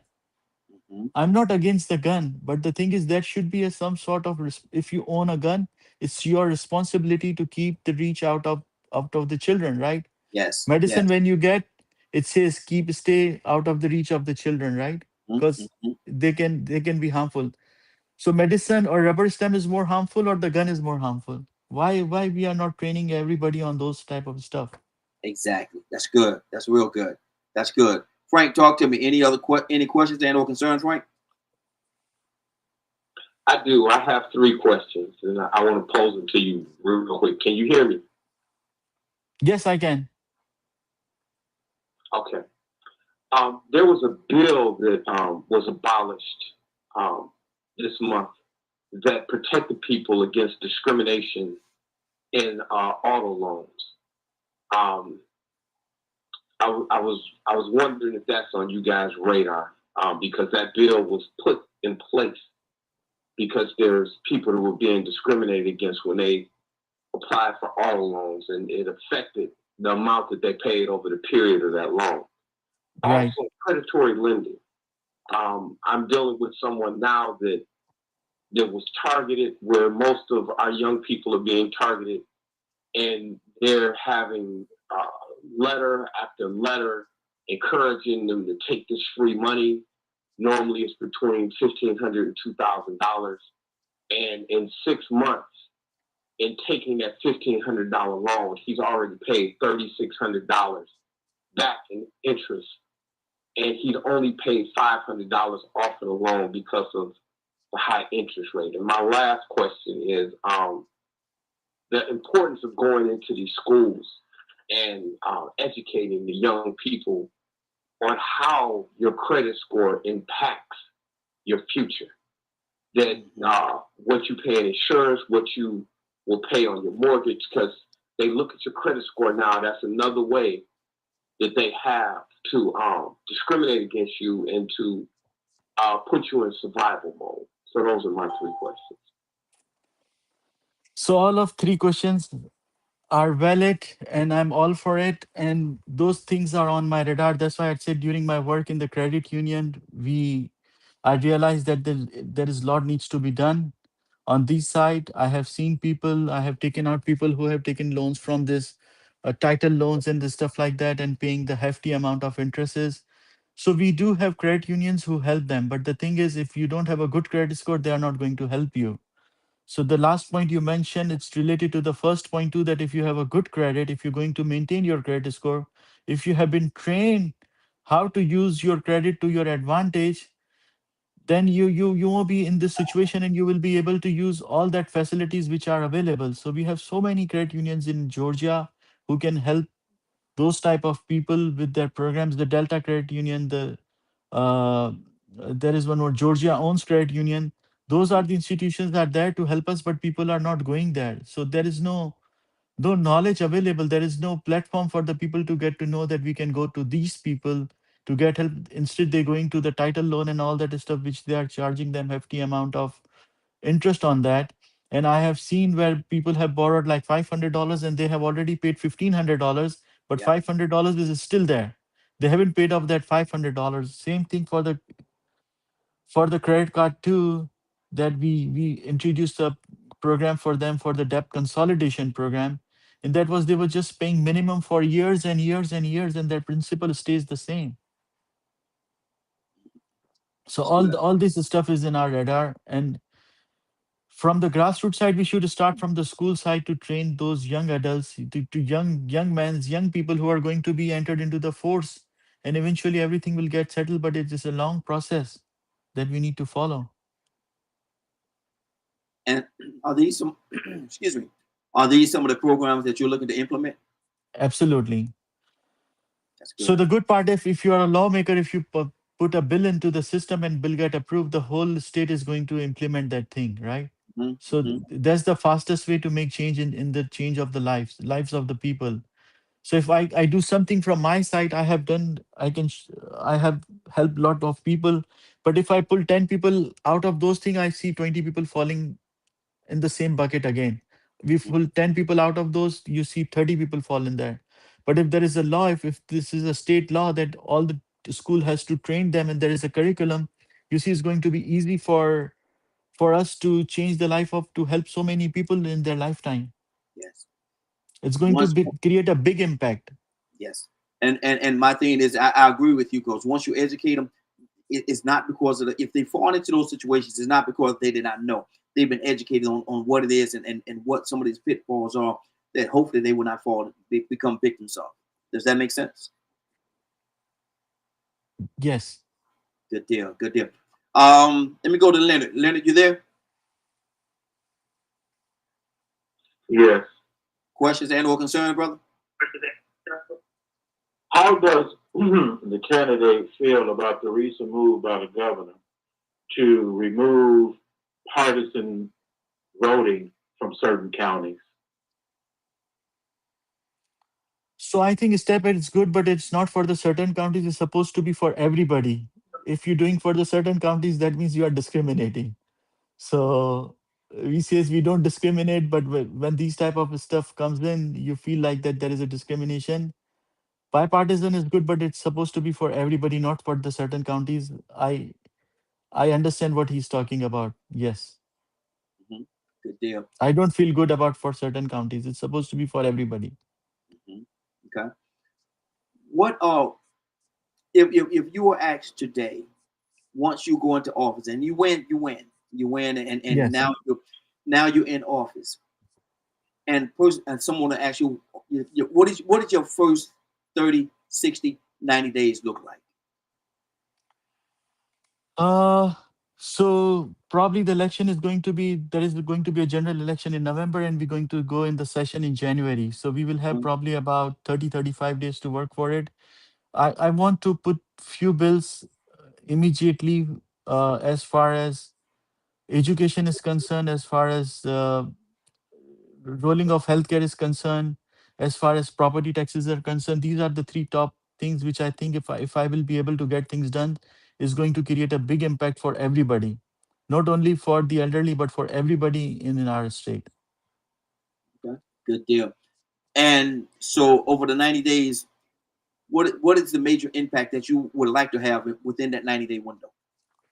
So the thing is, it's a slow process. It's the lawmaker position that we're going to put bills in there, then it goes for the debate and all that. So for example, if there is a cap on the property tax, at what speed they're going to increase is going to be beneficial for everybody, right? So Mm-hmm. now people are going to be less worried whenever they're going to do budget. They know that next year their bill might going to up at the maximum of the 5%. Right now, they don't know that next year what is going to happen. It can go by the 20%, 30%. Property tax bill, it is completely open. So there has to be cap on that side. Uh, there has to be cap on the insurance side if possible too. Uh, the third thing is the education side, that if that bill goes and gets approved, is going to be beneficial for everybody. There was a fourth thing, the gun thing, that the training on the gun side, that whenever we shoot a license, we just ask them few questions to that where you are. So there was a program few years back when I heard on the radio, then someone says that if when your child is leaving your house, if you're going to ask him three questions, the Mm-hmm. chances of them to deviate or to get into the trouble is less. The one, where are you going, to whom you are going, and when you are coming back. Yes. On the gun side, if you can ask why you are buying this gun or why you are getting this license, Mm-hmm. where you are trying to safe keep this gun, and do you understand this is completely your responsibility to take care of this gun so that it won't harm anybody, right? If Mm-hmm. those type of questions added to the system, is going to create less trouble for everybody. Last few weeks ago, I think it was the last week, when we saw there was a school shooting too, right? Yes. Last week, Yes. yeah. So it's getting so common. So Mhm.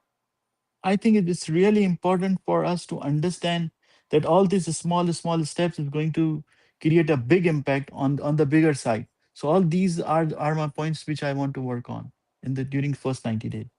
Good deal. Now, and we got a few more people on the line. I'm going to go to them as well. But May is Mental Health Awareness Month. Right. What are we going to do? Because there's some cases where police become involved in certain situations, and it doesn't work out very well for the person that's suffering from a certain mental illness. What are we going to do to make sure that certain situations is in place so these people don't have to lose their lives? It's just, again, I will go to the circle. The state of Georgia have put $400 billion towards the mental health to do Mm-hmm. that. But if you look into deep down, it's everything related to the finance. At one point, it was everything related to the family issues. But now what I have seen the case is everything is related to the finance, especially when you have less money in your pocket. So you get mentally stressed. If you are getting laid off, so layoff are very common now. People are struggling to find new jobs and all that stuff. So if you are not going to provide proper quality of life or proper opportunities to the people, we're going to run into the mental health issues, right? And there are very few options available. If you go for a mental therapy and all that, it is getting very expensive nowadays. The minimum is going to cost you about $100. The maximum they charge you is about $250 per session, which is very, and most of the time your health insurance doesn't pay for it. So there is a program from the state side which they are working on it to put the infrastructure and all that. And I think that will be helpful. But we need to work from the bottom up approach for the future, because this mental health issue is going to get bigger and bigger and bigger. If you go on the street, if you're driving, you're going to notice that the people have less patience than they had few years back. Everyone is so stressed out right now about Yes. the overall situation. When you look at the gas price, your blood pressure goes up too. It's just gone up again, right? Yes. And that's creates stress and that's create mental pressure too. So at the one hand, we are taking money from you to put you in the mental stress, and the other hand, you're putting money into your pocket to get your mental health recovered and to fix your mental health. That's good. That's good. Toya, are you with us? Toya, you there?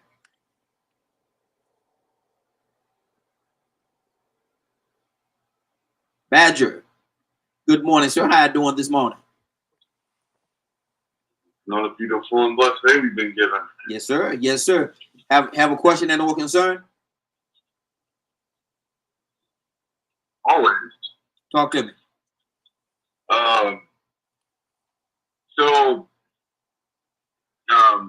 I was listening earlier, and I heard him talking about the education knowledge. And, I don't live in Georgia. I live in Texas, but I know people all over the place. And there's a growing concern involving AI data centers and how that's going to affect knowledge going forward, especially for younger people. Because like Google AI ain't always accurate, right? You have to fact check things. What is your stance on how they're going about this gigantic push for people relying on AI versus developing their own thoughts?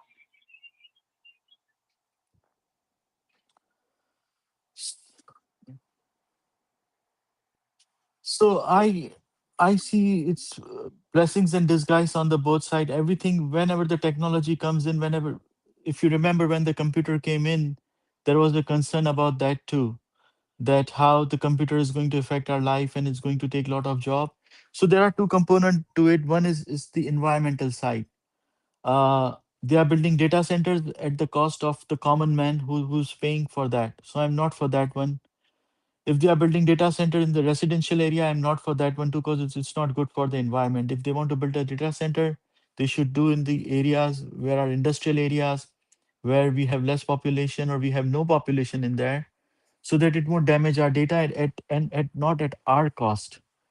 The second thing is the critical thinking will go away, and I am agreeing with him that all the new generation is going to use AI for everything. If even they want to write a message to their parents, they're going to take help from the AI to do that. And that's right, right? Yes.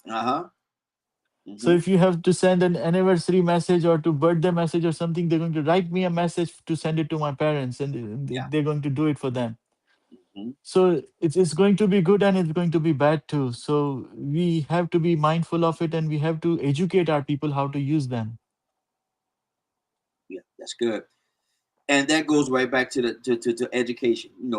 People have to have the knowledge, because we're actually, if we allow it, all this technology, it's going to dummy us down a lot.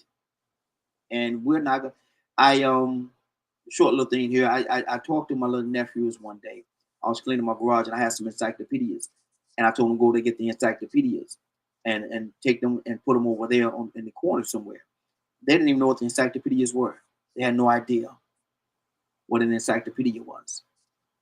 I guess I may be dating myself for even talking about an encyclopedia, but that's where we're going. That's where we're going. We have to be very mindful of that. Toya, are you with us? Toya with a T, are you there? Okay. Christopher O'Quady, you there?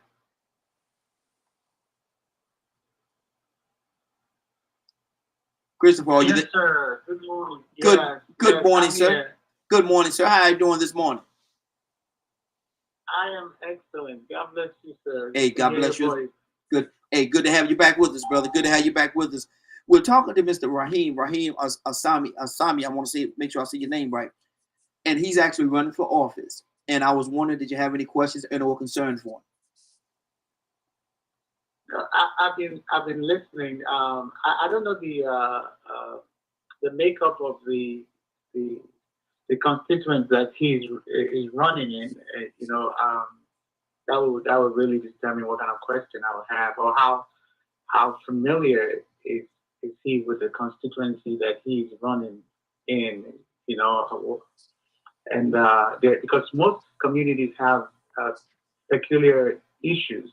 You think about issues that are plaguing our inner city communities. I don't know what's the makeup. Like I said, I don't really know what's the makeup of those communities, and how is he really prepared to deal with the varying issues that most communities experience. Because sometimes when people get in government, and those voices that are those communities that don't really have a voice, they tend to be excluded. After election is over, it's like until the next election season, that's where the presence of government is known in our communities. How, like I said, I don't know the makeup of the community that's in, but what is he doing to make sure that those that don't have a voice get a voice and get represented in government? So let me break it down for you. I'm running for Georgia House District 108, which covers Mountain Park, Stone Mountain, Lilburn, Snellville, and Lawrenceville. My constituency population is around 60,000, and it comprises of 19,500 homes. Out of that, nearly less than 3,000, a little more than 2,500 households are in poverty, which comprises of approximately 8,000 people. Each household size on an average is 3.2 in my district. The average age I have it is about 38 years.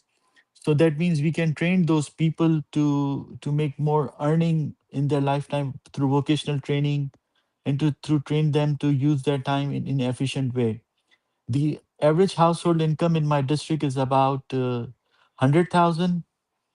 And you ask me, and there is one more thing. Well, Housing cost, but a sorry. second part, I think a second part of what I think a part of his question was once you get into office, once you win and you get into office, how can you assure us that you won't quote unquote disappear and we not be able to No, find no. these certain help and certain services?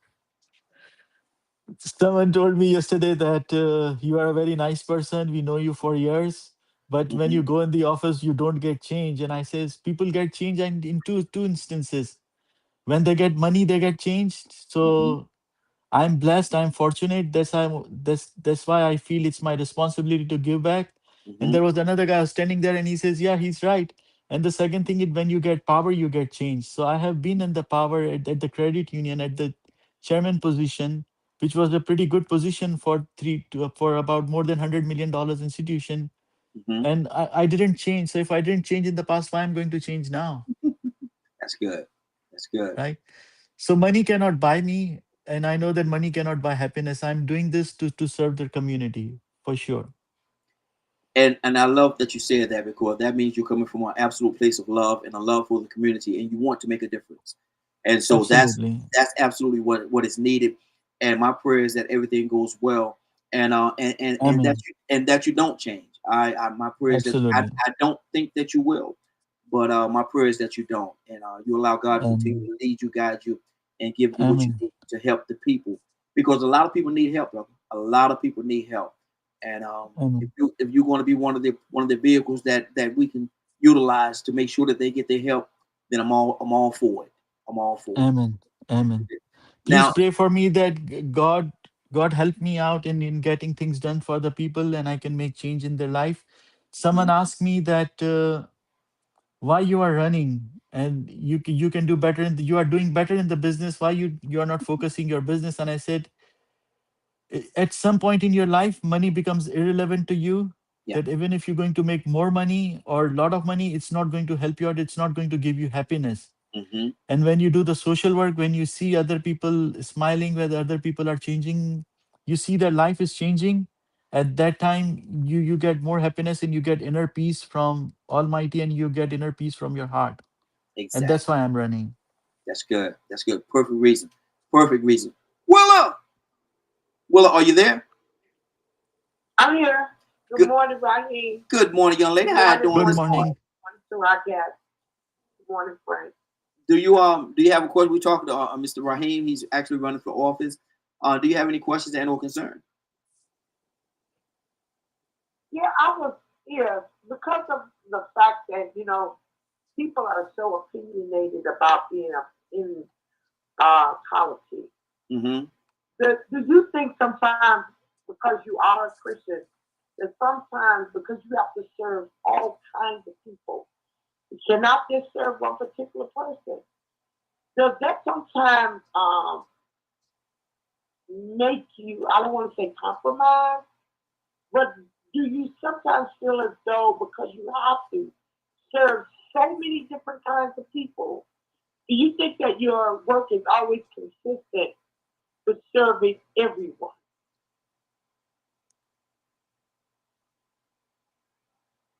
Could you hear? You get it? Can you repeat? Can you repeat, please? And Willa, speak up just a little bit, Willa. It's a little bit low. Make sure you can hear you. Okay. My question was, my question is, because of the fact that you have to serve so many different kinds of people, whether gender, whether black, white, no matter what it is, culture. How is it that you can do that and still be a Christian? That's what I want to say. So I see everything is created by Almighty. So we all are created by one. If you're going to cut me or if you're going to cut anybody, the blood is going to be red. It's not going to be orange, blue, or any other color, right? Right. So why you have to look at the religion or anything? Why don't you take it on the face value that we are all humans? Mhm, mhm. Exactly. And if human is not going to help human, who else is going to do that?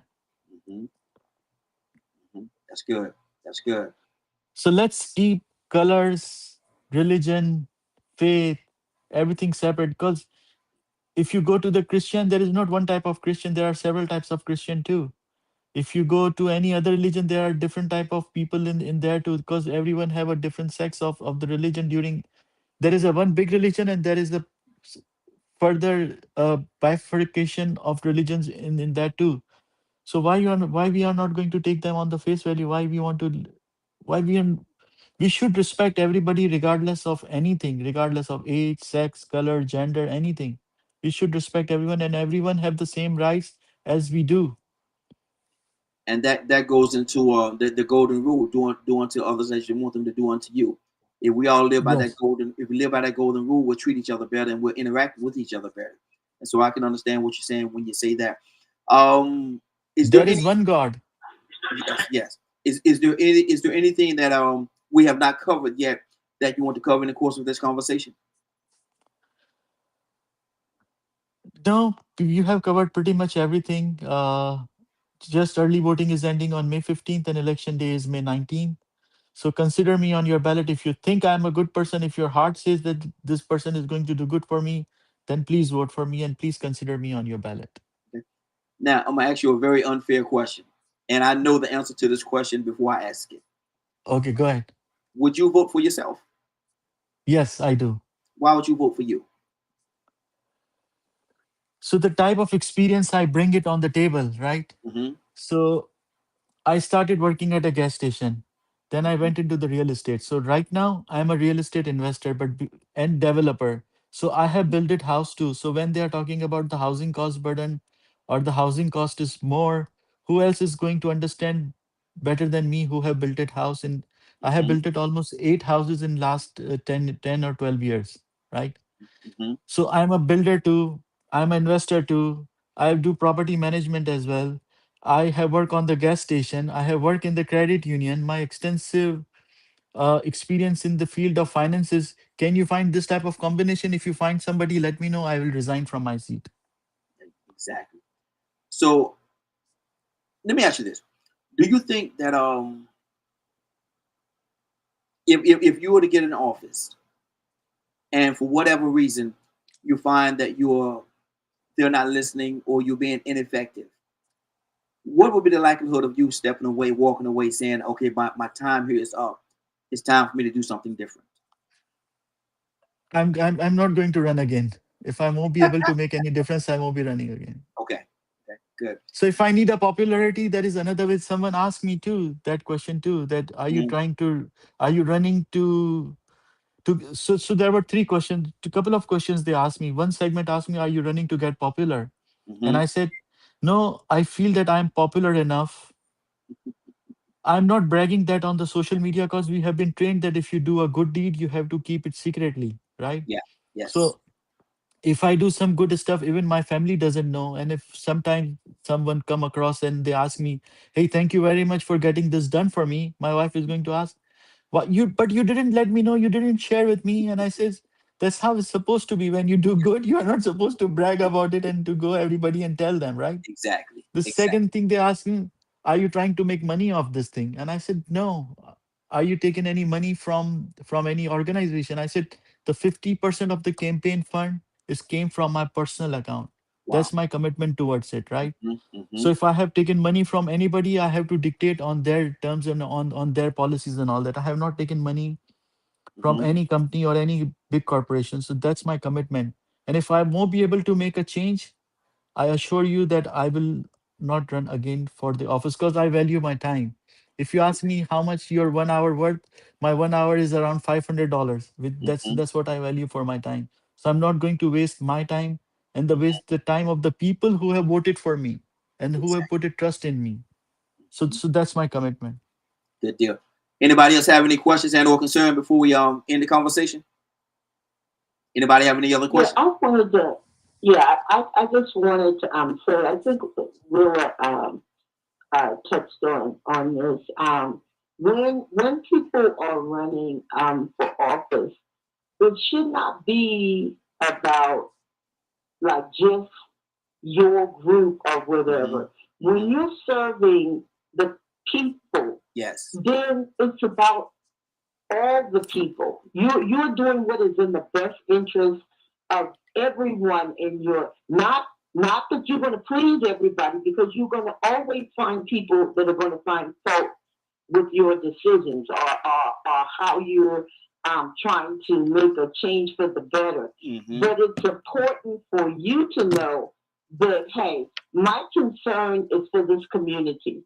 Mm-hmm. I want to see change that will benefit the community. And it's just not Black people, it's just not white people, it's just not Indian people. I want to best serve my community. And I commend anybody that's running on that platform. Mm-hmm. And there was a statement made yesterday that came out, and it just really hurt my feelings.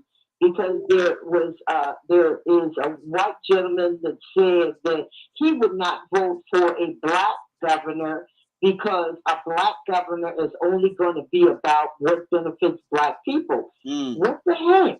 Wow. What the heck? What Wow. are we when we have that type of mentality? Mhm. So I believe, sir, and I am going to trust. I pray that you win. That you will Hopefully. serve the people, Yes. not black people, not Indian people, not white Yes. people, but the people Yes. that are your constituents. Absolutely. Absolutely. Okay. And Thank you so much for your time. Thank you so much for your trust, and I hope I have answered all your questions to hold your on. satisfaction. Oh, I think we got another question. Hold on. Okay. All right. Sure. Toussaint? Okay, can you hear me? Yes, I can. Okay. The reason why you're running, is it because of the the the, the, the satisfaction or being satisfied or dissatisfied with the current administration? So, if you look at the current administration, they have their own strength. And when I see what my points are, there has not been enough work done on my points on what I'm talking about. As far as education and all that concern, I haven't seen any change on those side. I'm not going to say that they have not done a good job, but everyone have their own strength, right? If you're going to put a doctor into the school, it's not going to work. Or if you're going to put a teacher at the hospital to treat people, it's not going to work. So everyone have their own strength, and what the predecessors have built it up, now I have opportunity to build further on it. I'm not going to criticize anyone. Everyone have their own strength, and I have a different kind of strength which I'm going to bring it to the table.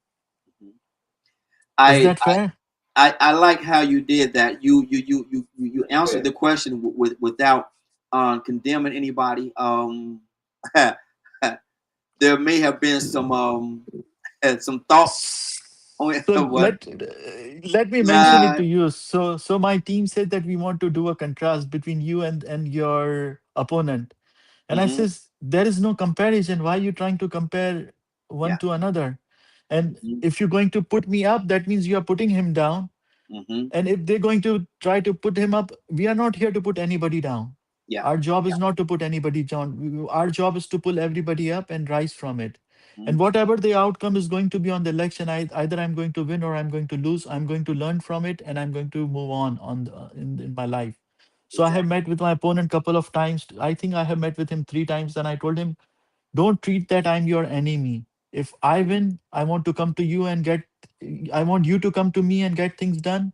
And if you win, I want to come to you and get things done for my Mm-hmm. people. So Yes. it's not like that we are enemies, or we're not going to talk to each other. So that's what the thing I created, and that's what my style is actually. That's good. That's good. I like that. How can people get in contact with you? There is a website, rahimforgeorgia.com. They can reach out to me. My cell number is 770-906-1292. They can text it to me, or they can reach out to me. And my email is rahimforgeorgia@gmail.com. Good deal. Good deal. Now, I cannot let you get out of here without one more time asking the Sure. people for their support, because I think they Thank should you. support you. But I want to give you an opportunity to say it for yourself. So the floor is yours, sir. So my name is Rahim Asani. I'm running for Georgia House from District 108, which covers Lawrenceville, Snailville, most part of Lilburn, Stone Mountain, and Mountain Park. Please consider me on your ballot. Early voting ends on May 15th. And election day is May 19th. I will be honored to earn your vote, and I will be honored to take your concern to the Georgia House. Absolutely. Absolutely. Anybody have anything before we go? He's about to leave. He got a lot of work to do. He got a lot of work to do for the next couple of days. And even when he get in office, he got more work to do. So anybody have any other Absolutely. questions? Okay. Young man, Thank you thank so you very much. much. Really appreciate it. And Thank you so likewise, much. likewise. And we're here. If you need us, reach out to us. We're here. Reach Thank out you. to us and let us know. Th- God bless you, brother. Thanks for the opportunity. Thank you. God bless Absolutely. you, and God bless America. Yes, sir. All right. Now, we're going to keep this thing going. Let me put the screen like this. Okay. Good deal. Frank.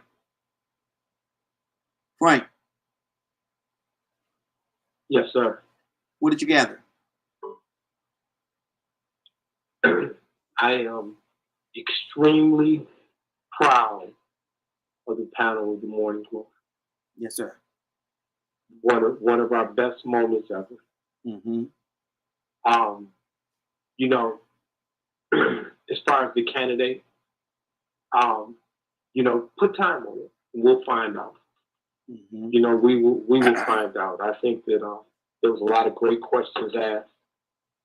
I understand what was behind the questions that were asked, and time will tell. You know, my pastor used to always say, oh, we don't have to argue about it. We just put a little time on it, and it will prove itself out. Mm-hmm. Great conversation, but I walk away mostly being so proud to be a part of this time. Praise God. Praise God. Cassandra, what did you gather?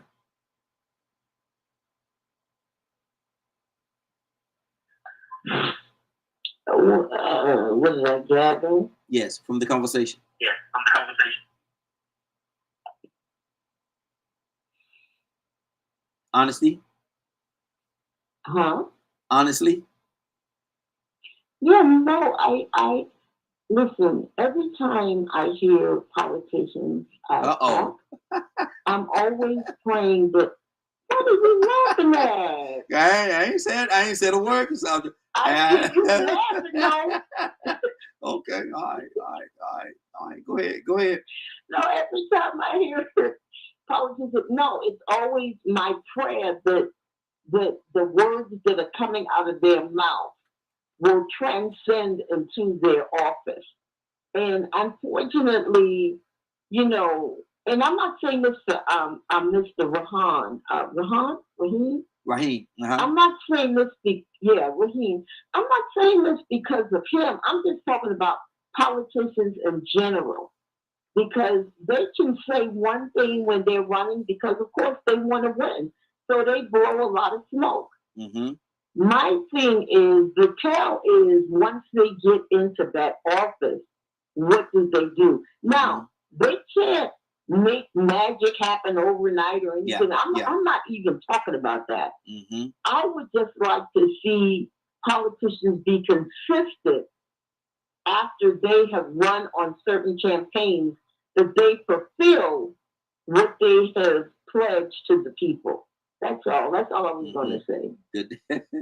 Good deal, boy. You had me the way I went, so you had me a little nervous there, Cassandra. You had me a little nervous. Leonard. I know. Mm-hmm, yeah. Leonard, what did you gather, brother? You know, from talking to politicians all the time and helping people run for office or what have you, he has a great message. Mm-hmm. You know, what it's about is going to get the support and get people out the vote. It's the same for every politician. Yeah. And people only can appeal as far as their interests. So whoever is interested, he may have their attention and their vote. That's what he's doing it for. It's up to the people that vote for him to hold him accountable to what he says. I'm a type of person, I really believe that usually what you are doing now, you will continue to do after you're elected. But it's based on what are you doing now? What have you been doing? Yeah. I'm voting for two individuals for two particular reasons. Everett Blair in my district. I'm voting for him because he's an educator. And as an educator, educators have a way of being able to explain things. So these are the type of people that we need. Problem solvers, thinkers. Yeah. People that actually know how to solve problems. People who are familiar with issues and can bring educated strategies for alleviating a lot of suffering in communities. And also the balance between those who have and those who have not, speaking to that narrative because they're in most communities. So good luck to him. And in that area where he is, I'm familiar with that area. It's a very diverse area. That's over there where the office was, isn't it? Borderline. You right up against the borderline. Okay. Pretty much over in that area when you cross over that Snellville, right? Yeah. When you go up into that Snellville area. Well, you say Lilburn too, though. Little part of Lilburn. Yes, you know, about Snellville. However, you know, it just like I like how Christopher asked him about, you know, who does he represent? Yeah, yeah. Tell me who you represent. Mhm. That's a good starting point for anybody running. Who do you represent? You know, a person will say, yeah, I'm a good businessman. That don't tell me nothing about whether you care about whether seniors are fed or not. Exactly.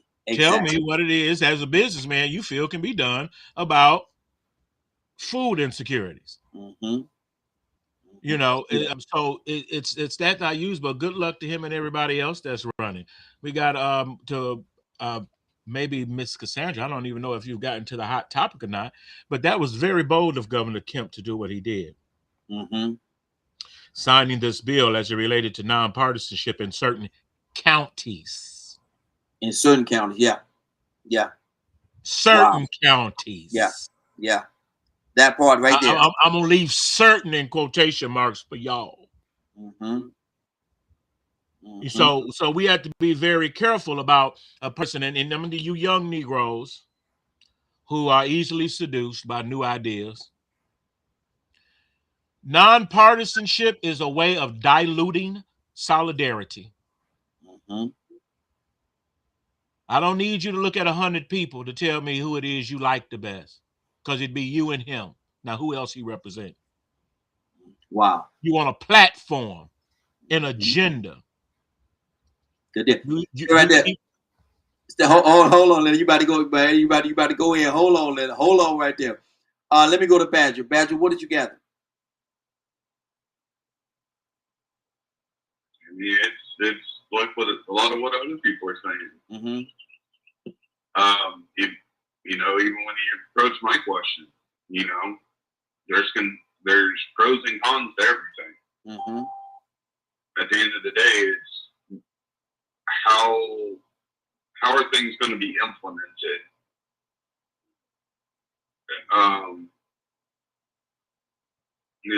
In the sense of good for community or not good for community. Mm-hmm.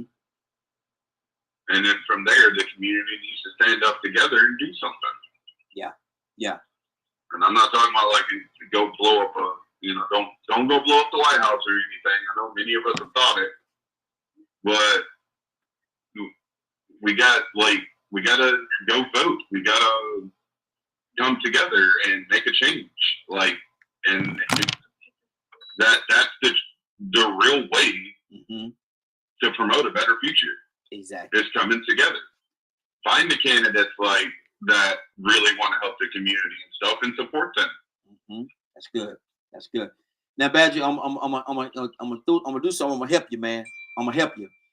Don't say when you say that. When you say what you just said, don't say many of us have thought it. Don't say that. Don't say it like that, man. We want to come to talk to you. You know what I mean? Don't say it like that. I know where my house is. I'm just saying. Don't say it. Don't say it like that, man. Woo! Well, right here. What did you gather? What I gather, I'm not in Georgia, but anybody that you bring on this show is where my thoughts come. Mm-hmm. Because I believe and trust in you. You're not going to allow anybody to come on the Morning Glow that you don't have any faith in. Exactly. That's what I'm gathering. Because I don't really know much, and there ain't too much you could get out of a half hour. Because I have not been on them that long. Mm-hmm. But from what everybody is saying, and you heard a lot of information, and we're people. We can come out and say anything.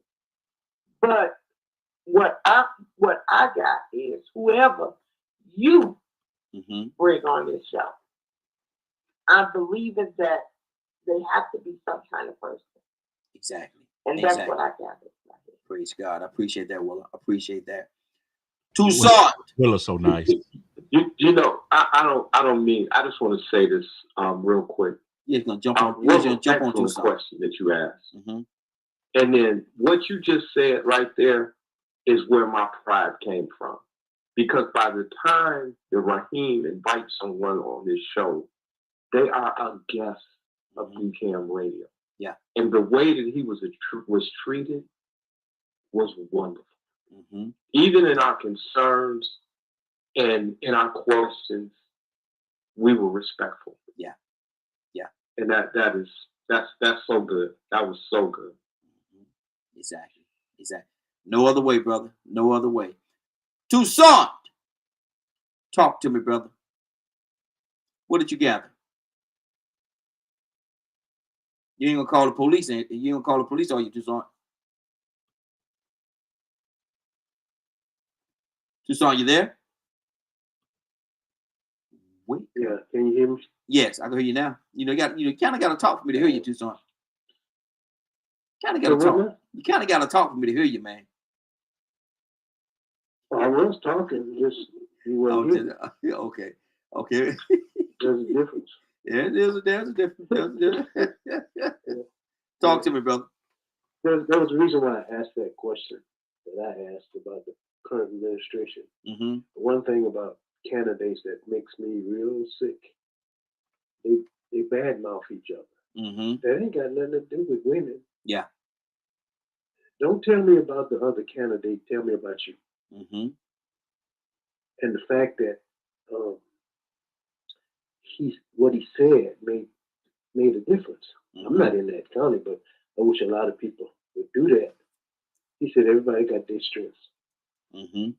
Yeah. So and left it at that, basically. Mm-hmm.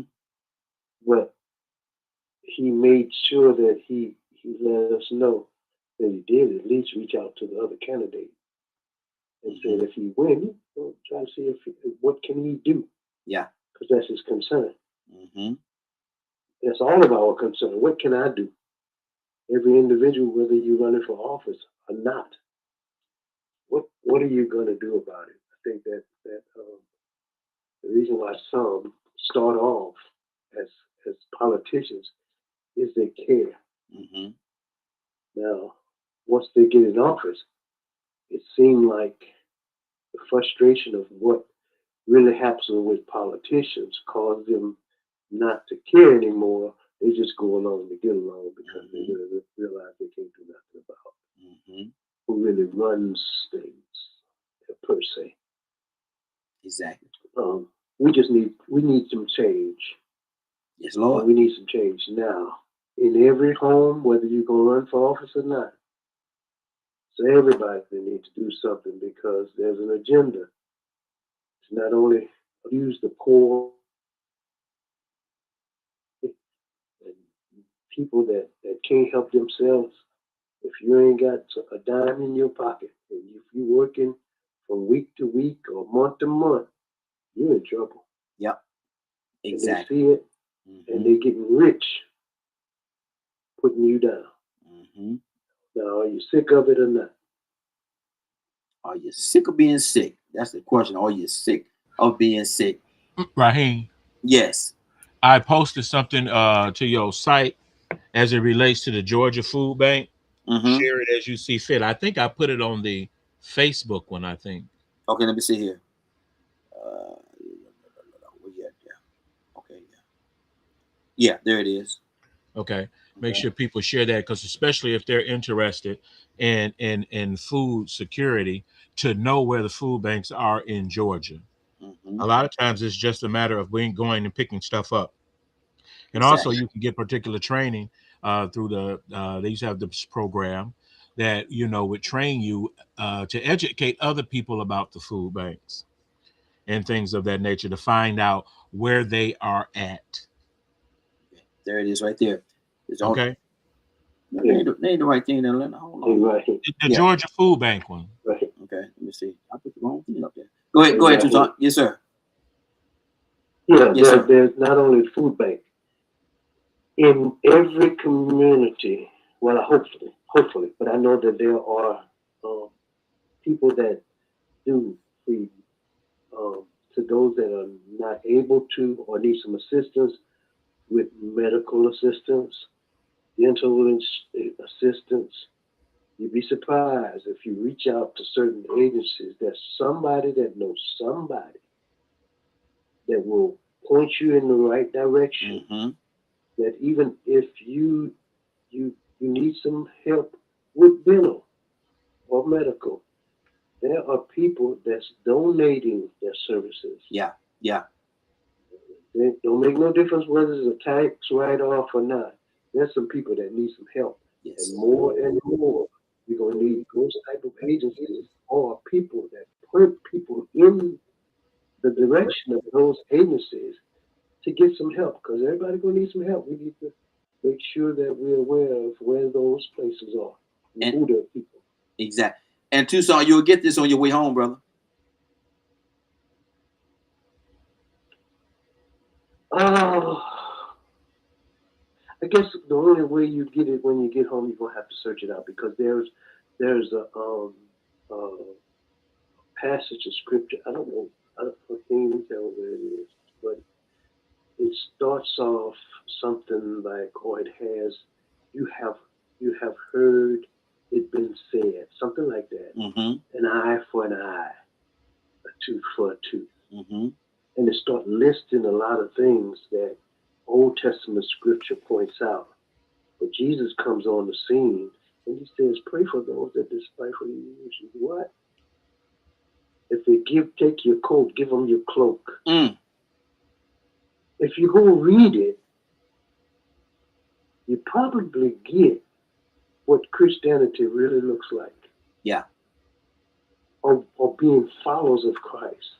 Mm-hmm. Because we have some people, you're going to get it when you get home, talking and running their mouth about Jesus, but they're not following him. Mm. They're Pharisees, sheep in wolf clothing. The only way you're going to get it when you get home, you're going to have to check the book. Mm-hmm. That's good. That's good. Cassandra Alexander Green, we need a hot topic of the day.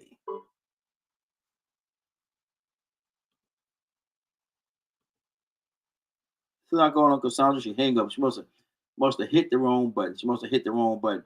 Okay. Leonard, give me a hot topic of the day, brother. The hot topic I want to stick with today is the move by Governor Kemp to change some elections to nonpartisan in specific counties. I'll start off by saying, seek knowledge. I hear people all the time complaining about, I don't know. Did you go look? You probably don't know because you didn't go look. If you want to know something, go find it out. Go search it out. If you want to know about candidates, guess what? Go find out what their information is and their campaign website. I'm going to pick with you also, Raheem, because I need you to go in and approve those posts. The last 3 pending posts at DKM Radio. Oh, okay. Okay, that's okay. So they'll be on your site. One of them related to voting. The other one is related to the Georgia Feed Bank. And the other one I think is related to the beloved community in that particular community off Irish Street, Mechanicsville area, Pittsburgh area. But that's the hot topic. The hot topic is seeking knowledge. Mm-hmm. Go find out what is going on. It is very lazy of you as an American citizen to not be concerned about politics. Yeah. Good deal. You should be just as concerned about that as you are with anything else you're doing, because it regulates what you're able to do. Yeah. That's good. That's good. So being ignorant is almost a choice sometimes. Wow. Made me hit now you have to decide if you love being ignorant. Guess what? I'm not gonna fight you about it. But if you want to know, if you want to have something rational and reasonable to say to people in conversation, go find out what's going on, because I guarantee you it's going to regulate what you're able to do and not do where you live. Good deal. Good deal. Now, Willa, let me say it again. Willa! Right. My voice messed up, ain't it, Willa? Let's get a little Yeah. He's struggling. I Yeah. understand. We But did. I just want to, it's funny Huh? how what Leonard said lines up today with the word of today. Okay. Coming out of the book of Proverbs, chapter 2, I was saying, my child, listen to what I say. Treasure my commandments.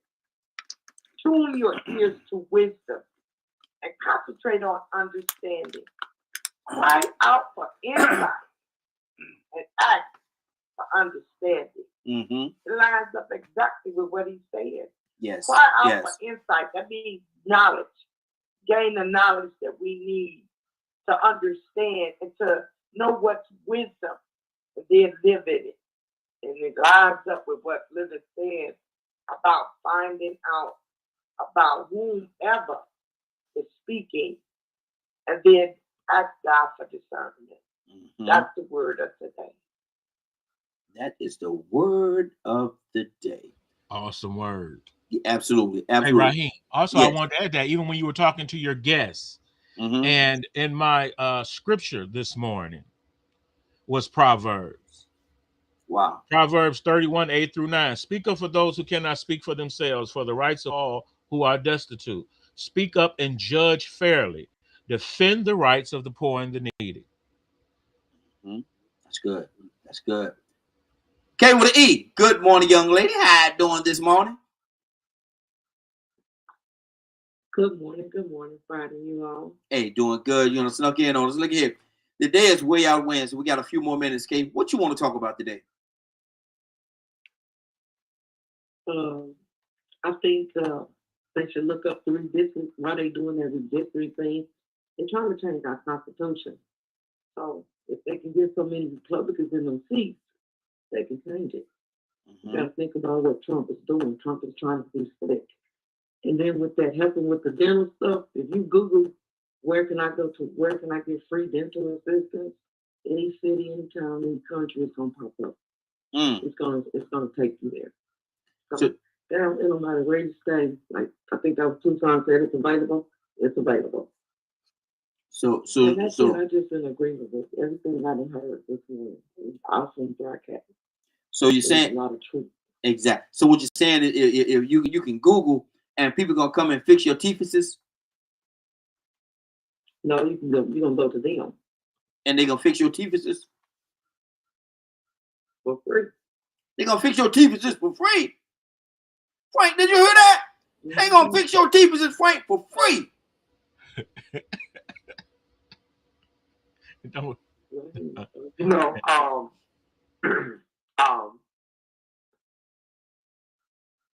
I know it blows your way. We'll ask a tremendous question. We'll ask a tremendous question to our guests on how can you serve so many different people. And you can't. And at the end of the day, I realized by being a husband, I can never love my wife enough to satisfy her. But if I just love God, what will come out of that will be everything she needs.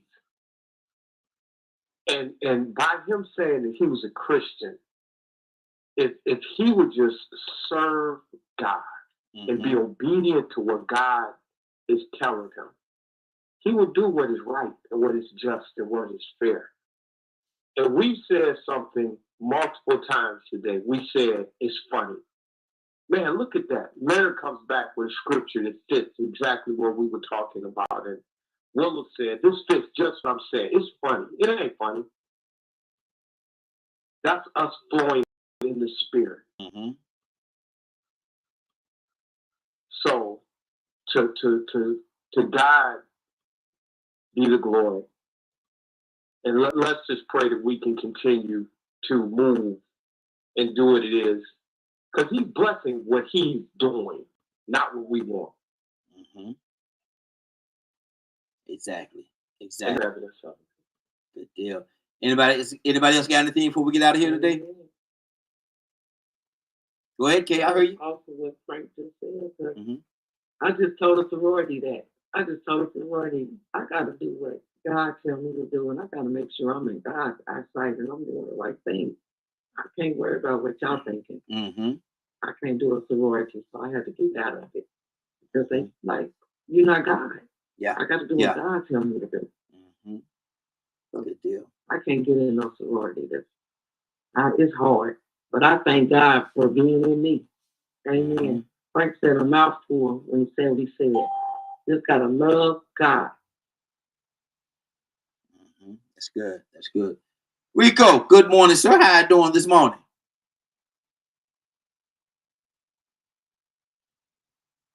Rico, you there? Wake up and go to sleep. Willow! Oh, I got it back. Willow!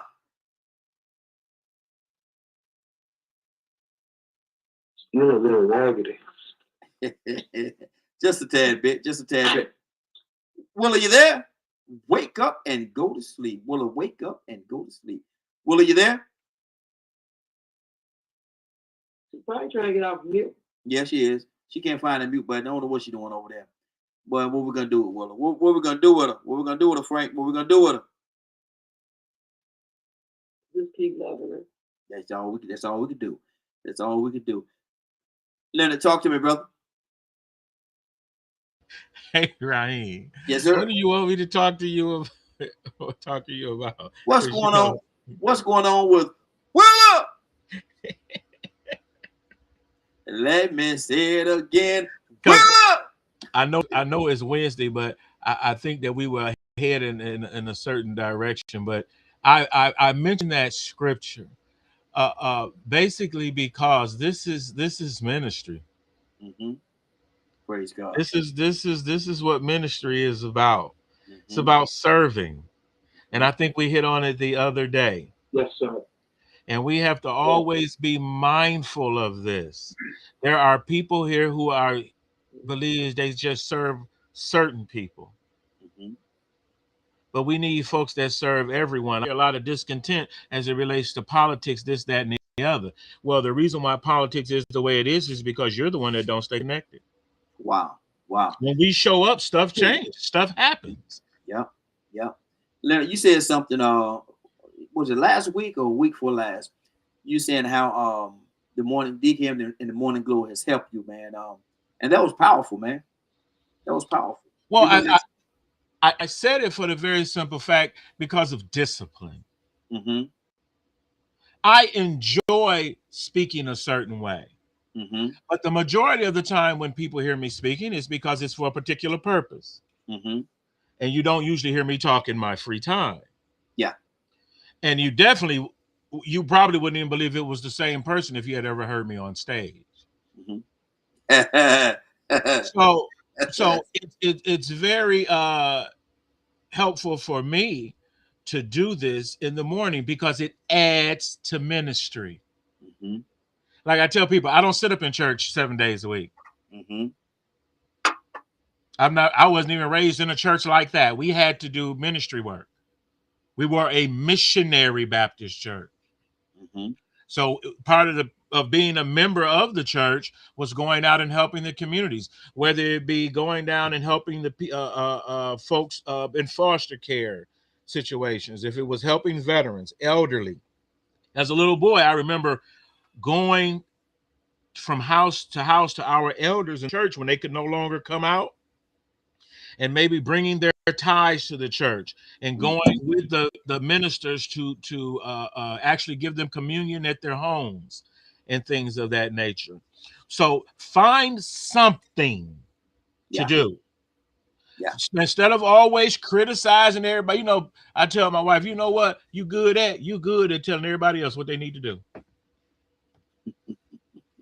I'm gonna need you to work on that. Mm-hmm. How can everywhere you walk in, they done something wrong? How? Mm-hmm. But they should have did it like this. Are you just thinking about what would be more comfortable to you or for the majority? Mm-hmm. So when you're looking for a politician, a good politician, I said before, Find out what they were doing before they started running. Yeah. Ask them what they're going to do if elected. Mm-hmm. And then hold them accountable. We just need to stop saying, I ain't going to do nothing because everything this and everything that. And that's what they want you to do. They want you to sit at home and not come out to vote. Exactly. Trust me, I count votes before I go into a campaign for anybody. And one thing I want the candidate always to know, tell me how many people in the district you're running, how many available voters, how many of them voters is registered. How we going to get them? Good deal. Well, listen, we got to get ready to get on out of here. Leonard, what's going on at 3 o'clock today? Because somebody said they joined this broadcast late, 8 o'clock, 8:30, 9 o'clock, even 9:30. And they say, man, they talk about some good thing, had a good guest on today. I wish that there was a way that I could hear it in its entirety. Leonard, are you able to help them out? Yes. If you did not get a chance to hear this show in its entirety, log on to www.DKM Media Group at 3 o'clock Eastern today. And you got to tell them .com. Oh, .com at 3 o'clock Eastern today. Sometimes I'll be laughing. Raheem, every time you've asked me to do that, you don't do so as much anymore. But when you do it, I'm usually laughing. And when I'm laughing, I forget. And I'll be working so hard at remembering. Yeah. When I'll be laughing, so I forget. But tune in at 3 o'clock Eastern today. Good deal. Everybody, I need y'all to participate in the pledge. And it goes a little something like this, real simple. Go like this. I will take this day. I'll take this day. And be the best that I can be. And be the best that I can do. Do the best that I can. Do the best that I can. And help as many people as I can to do the same thing. And help as many people as I can to do the same thing. I promise to do it with love. I promise to do it with love. Compassion. And the grace of God. And the grace of God. Giving him all the honor. Giving him all the honor. All the praise. All the praise. And all of the glory. And all of the glory. In the name of my Lord and Savior, Jesus the Christ. In the name of my Lord and Savior, Jesus Christ. Amen, amen, and amen. Toussaint, what did you hear, brother?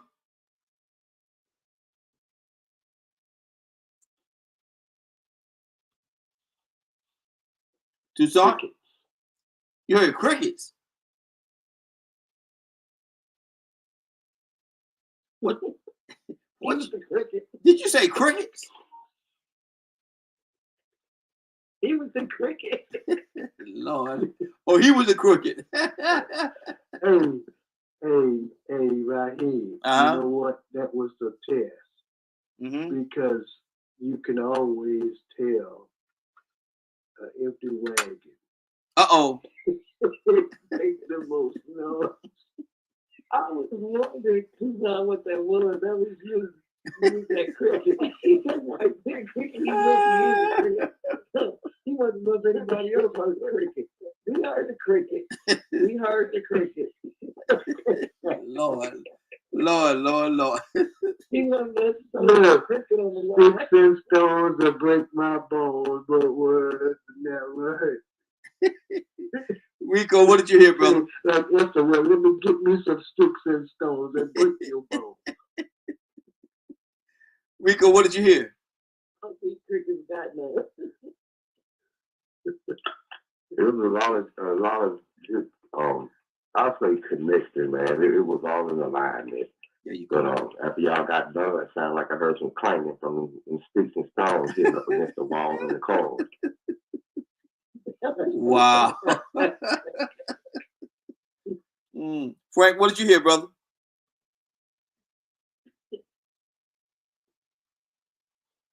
I heard participation that I hadn't heard before. That's encouraging. Absolutely.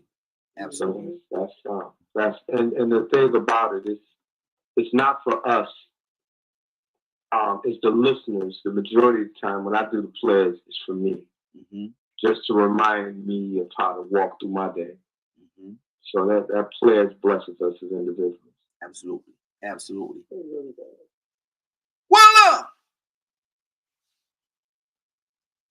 Let Miss Raheem. Are you ready? Raheem, Yes. I am so ready this morning to receive God's word. Come on, Raheem. Let's go. Well, Miss Willa Mae Brown, since you said it like that and they ain't got no reason to doubt you, I just got one more thing to say to you. And that is, Willa, let's go. Amen.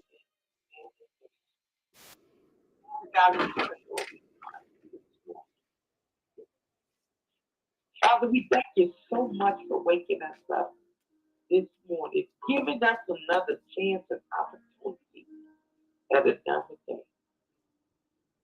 Father, we thank you so much for leading us and guiding us through this day, Lord.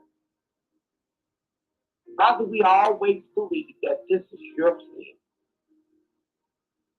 So, Father, I'm asking you to help us to continually do what you made for this day, the purpose that you allowed us to serve in. Father, help us to love one another. Teach us how to forgive one another, encourage one another. Father, I'm asking you to keep your loving arms around us.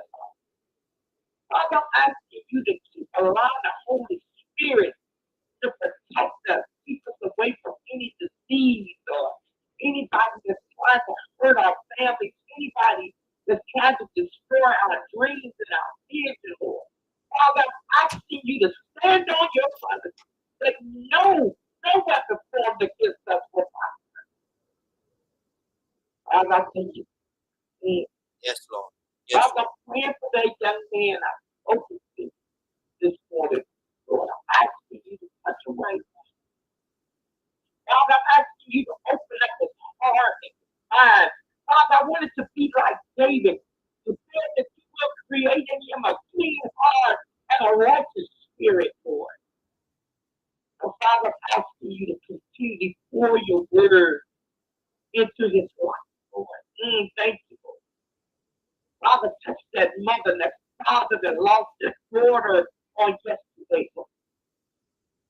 Father, I know heart to them, but strengthen them right now in the name of Jesus, Lord. Father, let them know that they're still in spite of you. Father, I'm asking you to find that enemy right now. Father, help them right now. Father, help carry them. They have to do that. Father, we only sometimes we don't have that. Father, we know that you are powerful.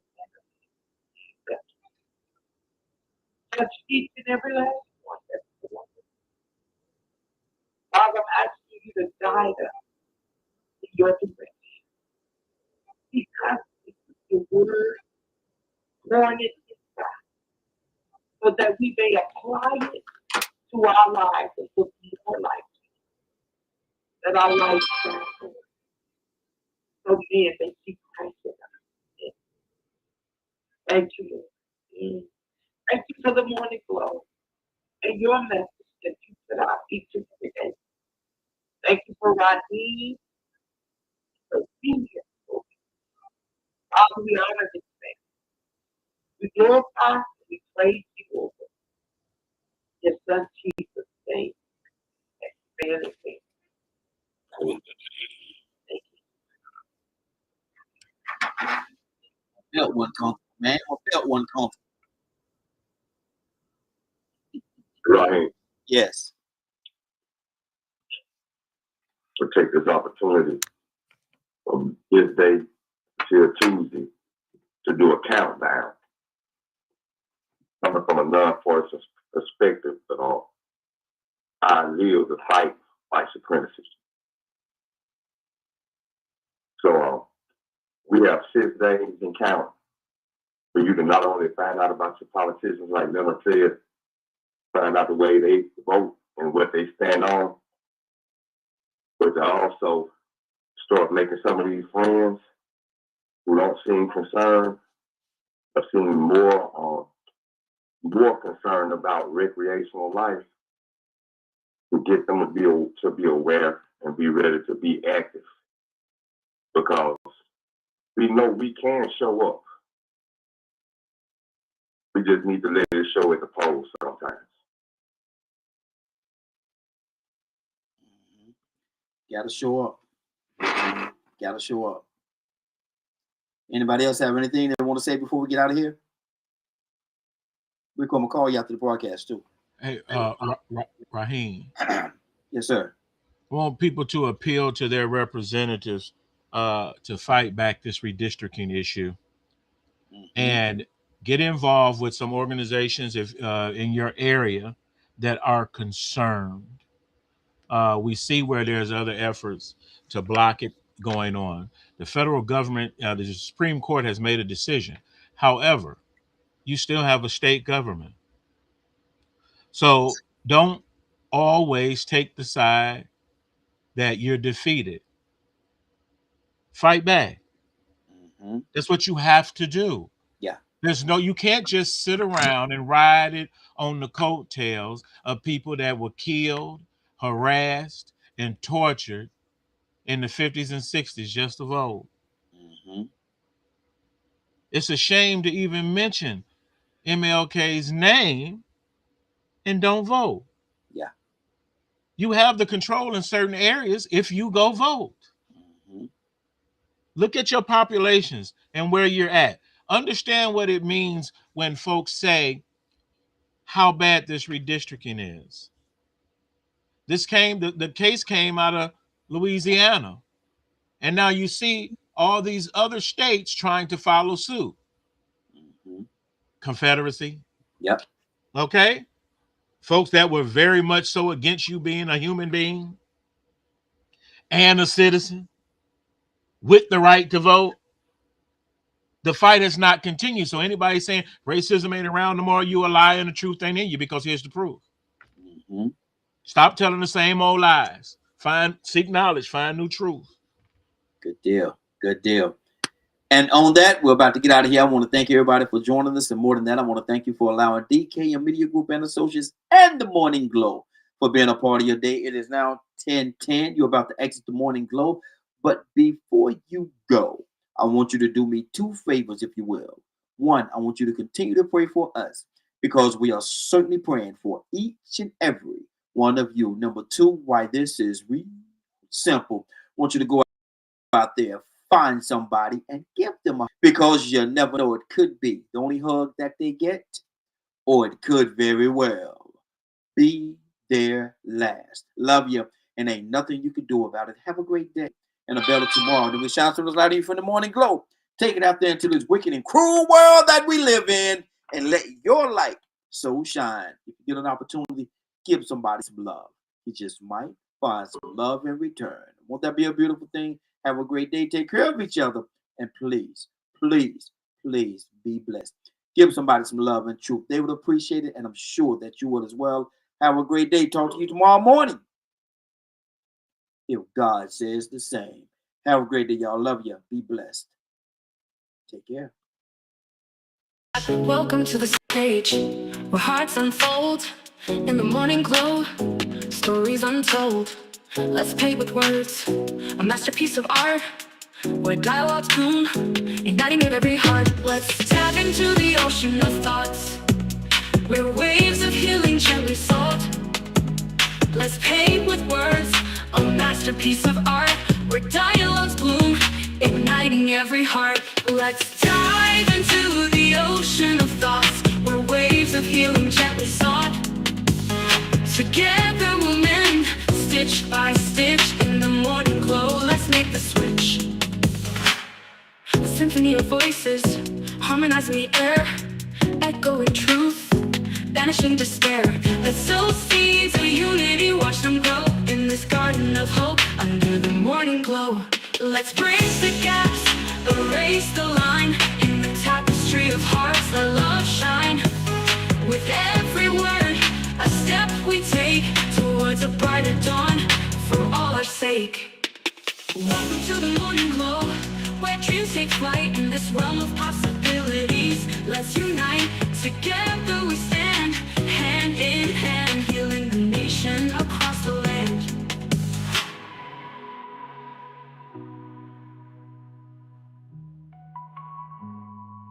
Let's dive into the ocean of thoughts, where waves of healing gently sought. Together we'll mend, stitch by stitch, in the morning glow, let's make the switch. Let's dive into the ocean of thoughts, where waves of healing gently sought. Together we'll mend, stitch by stitch, in the morning glow, let's make the switch. Let's symphony of voices harmonize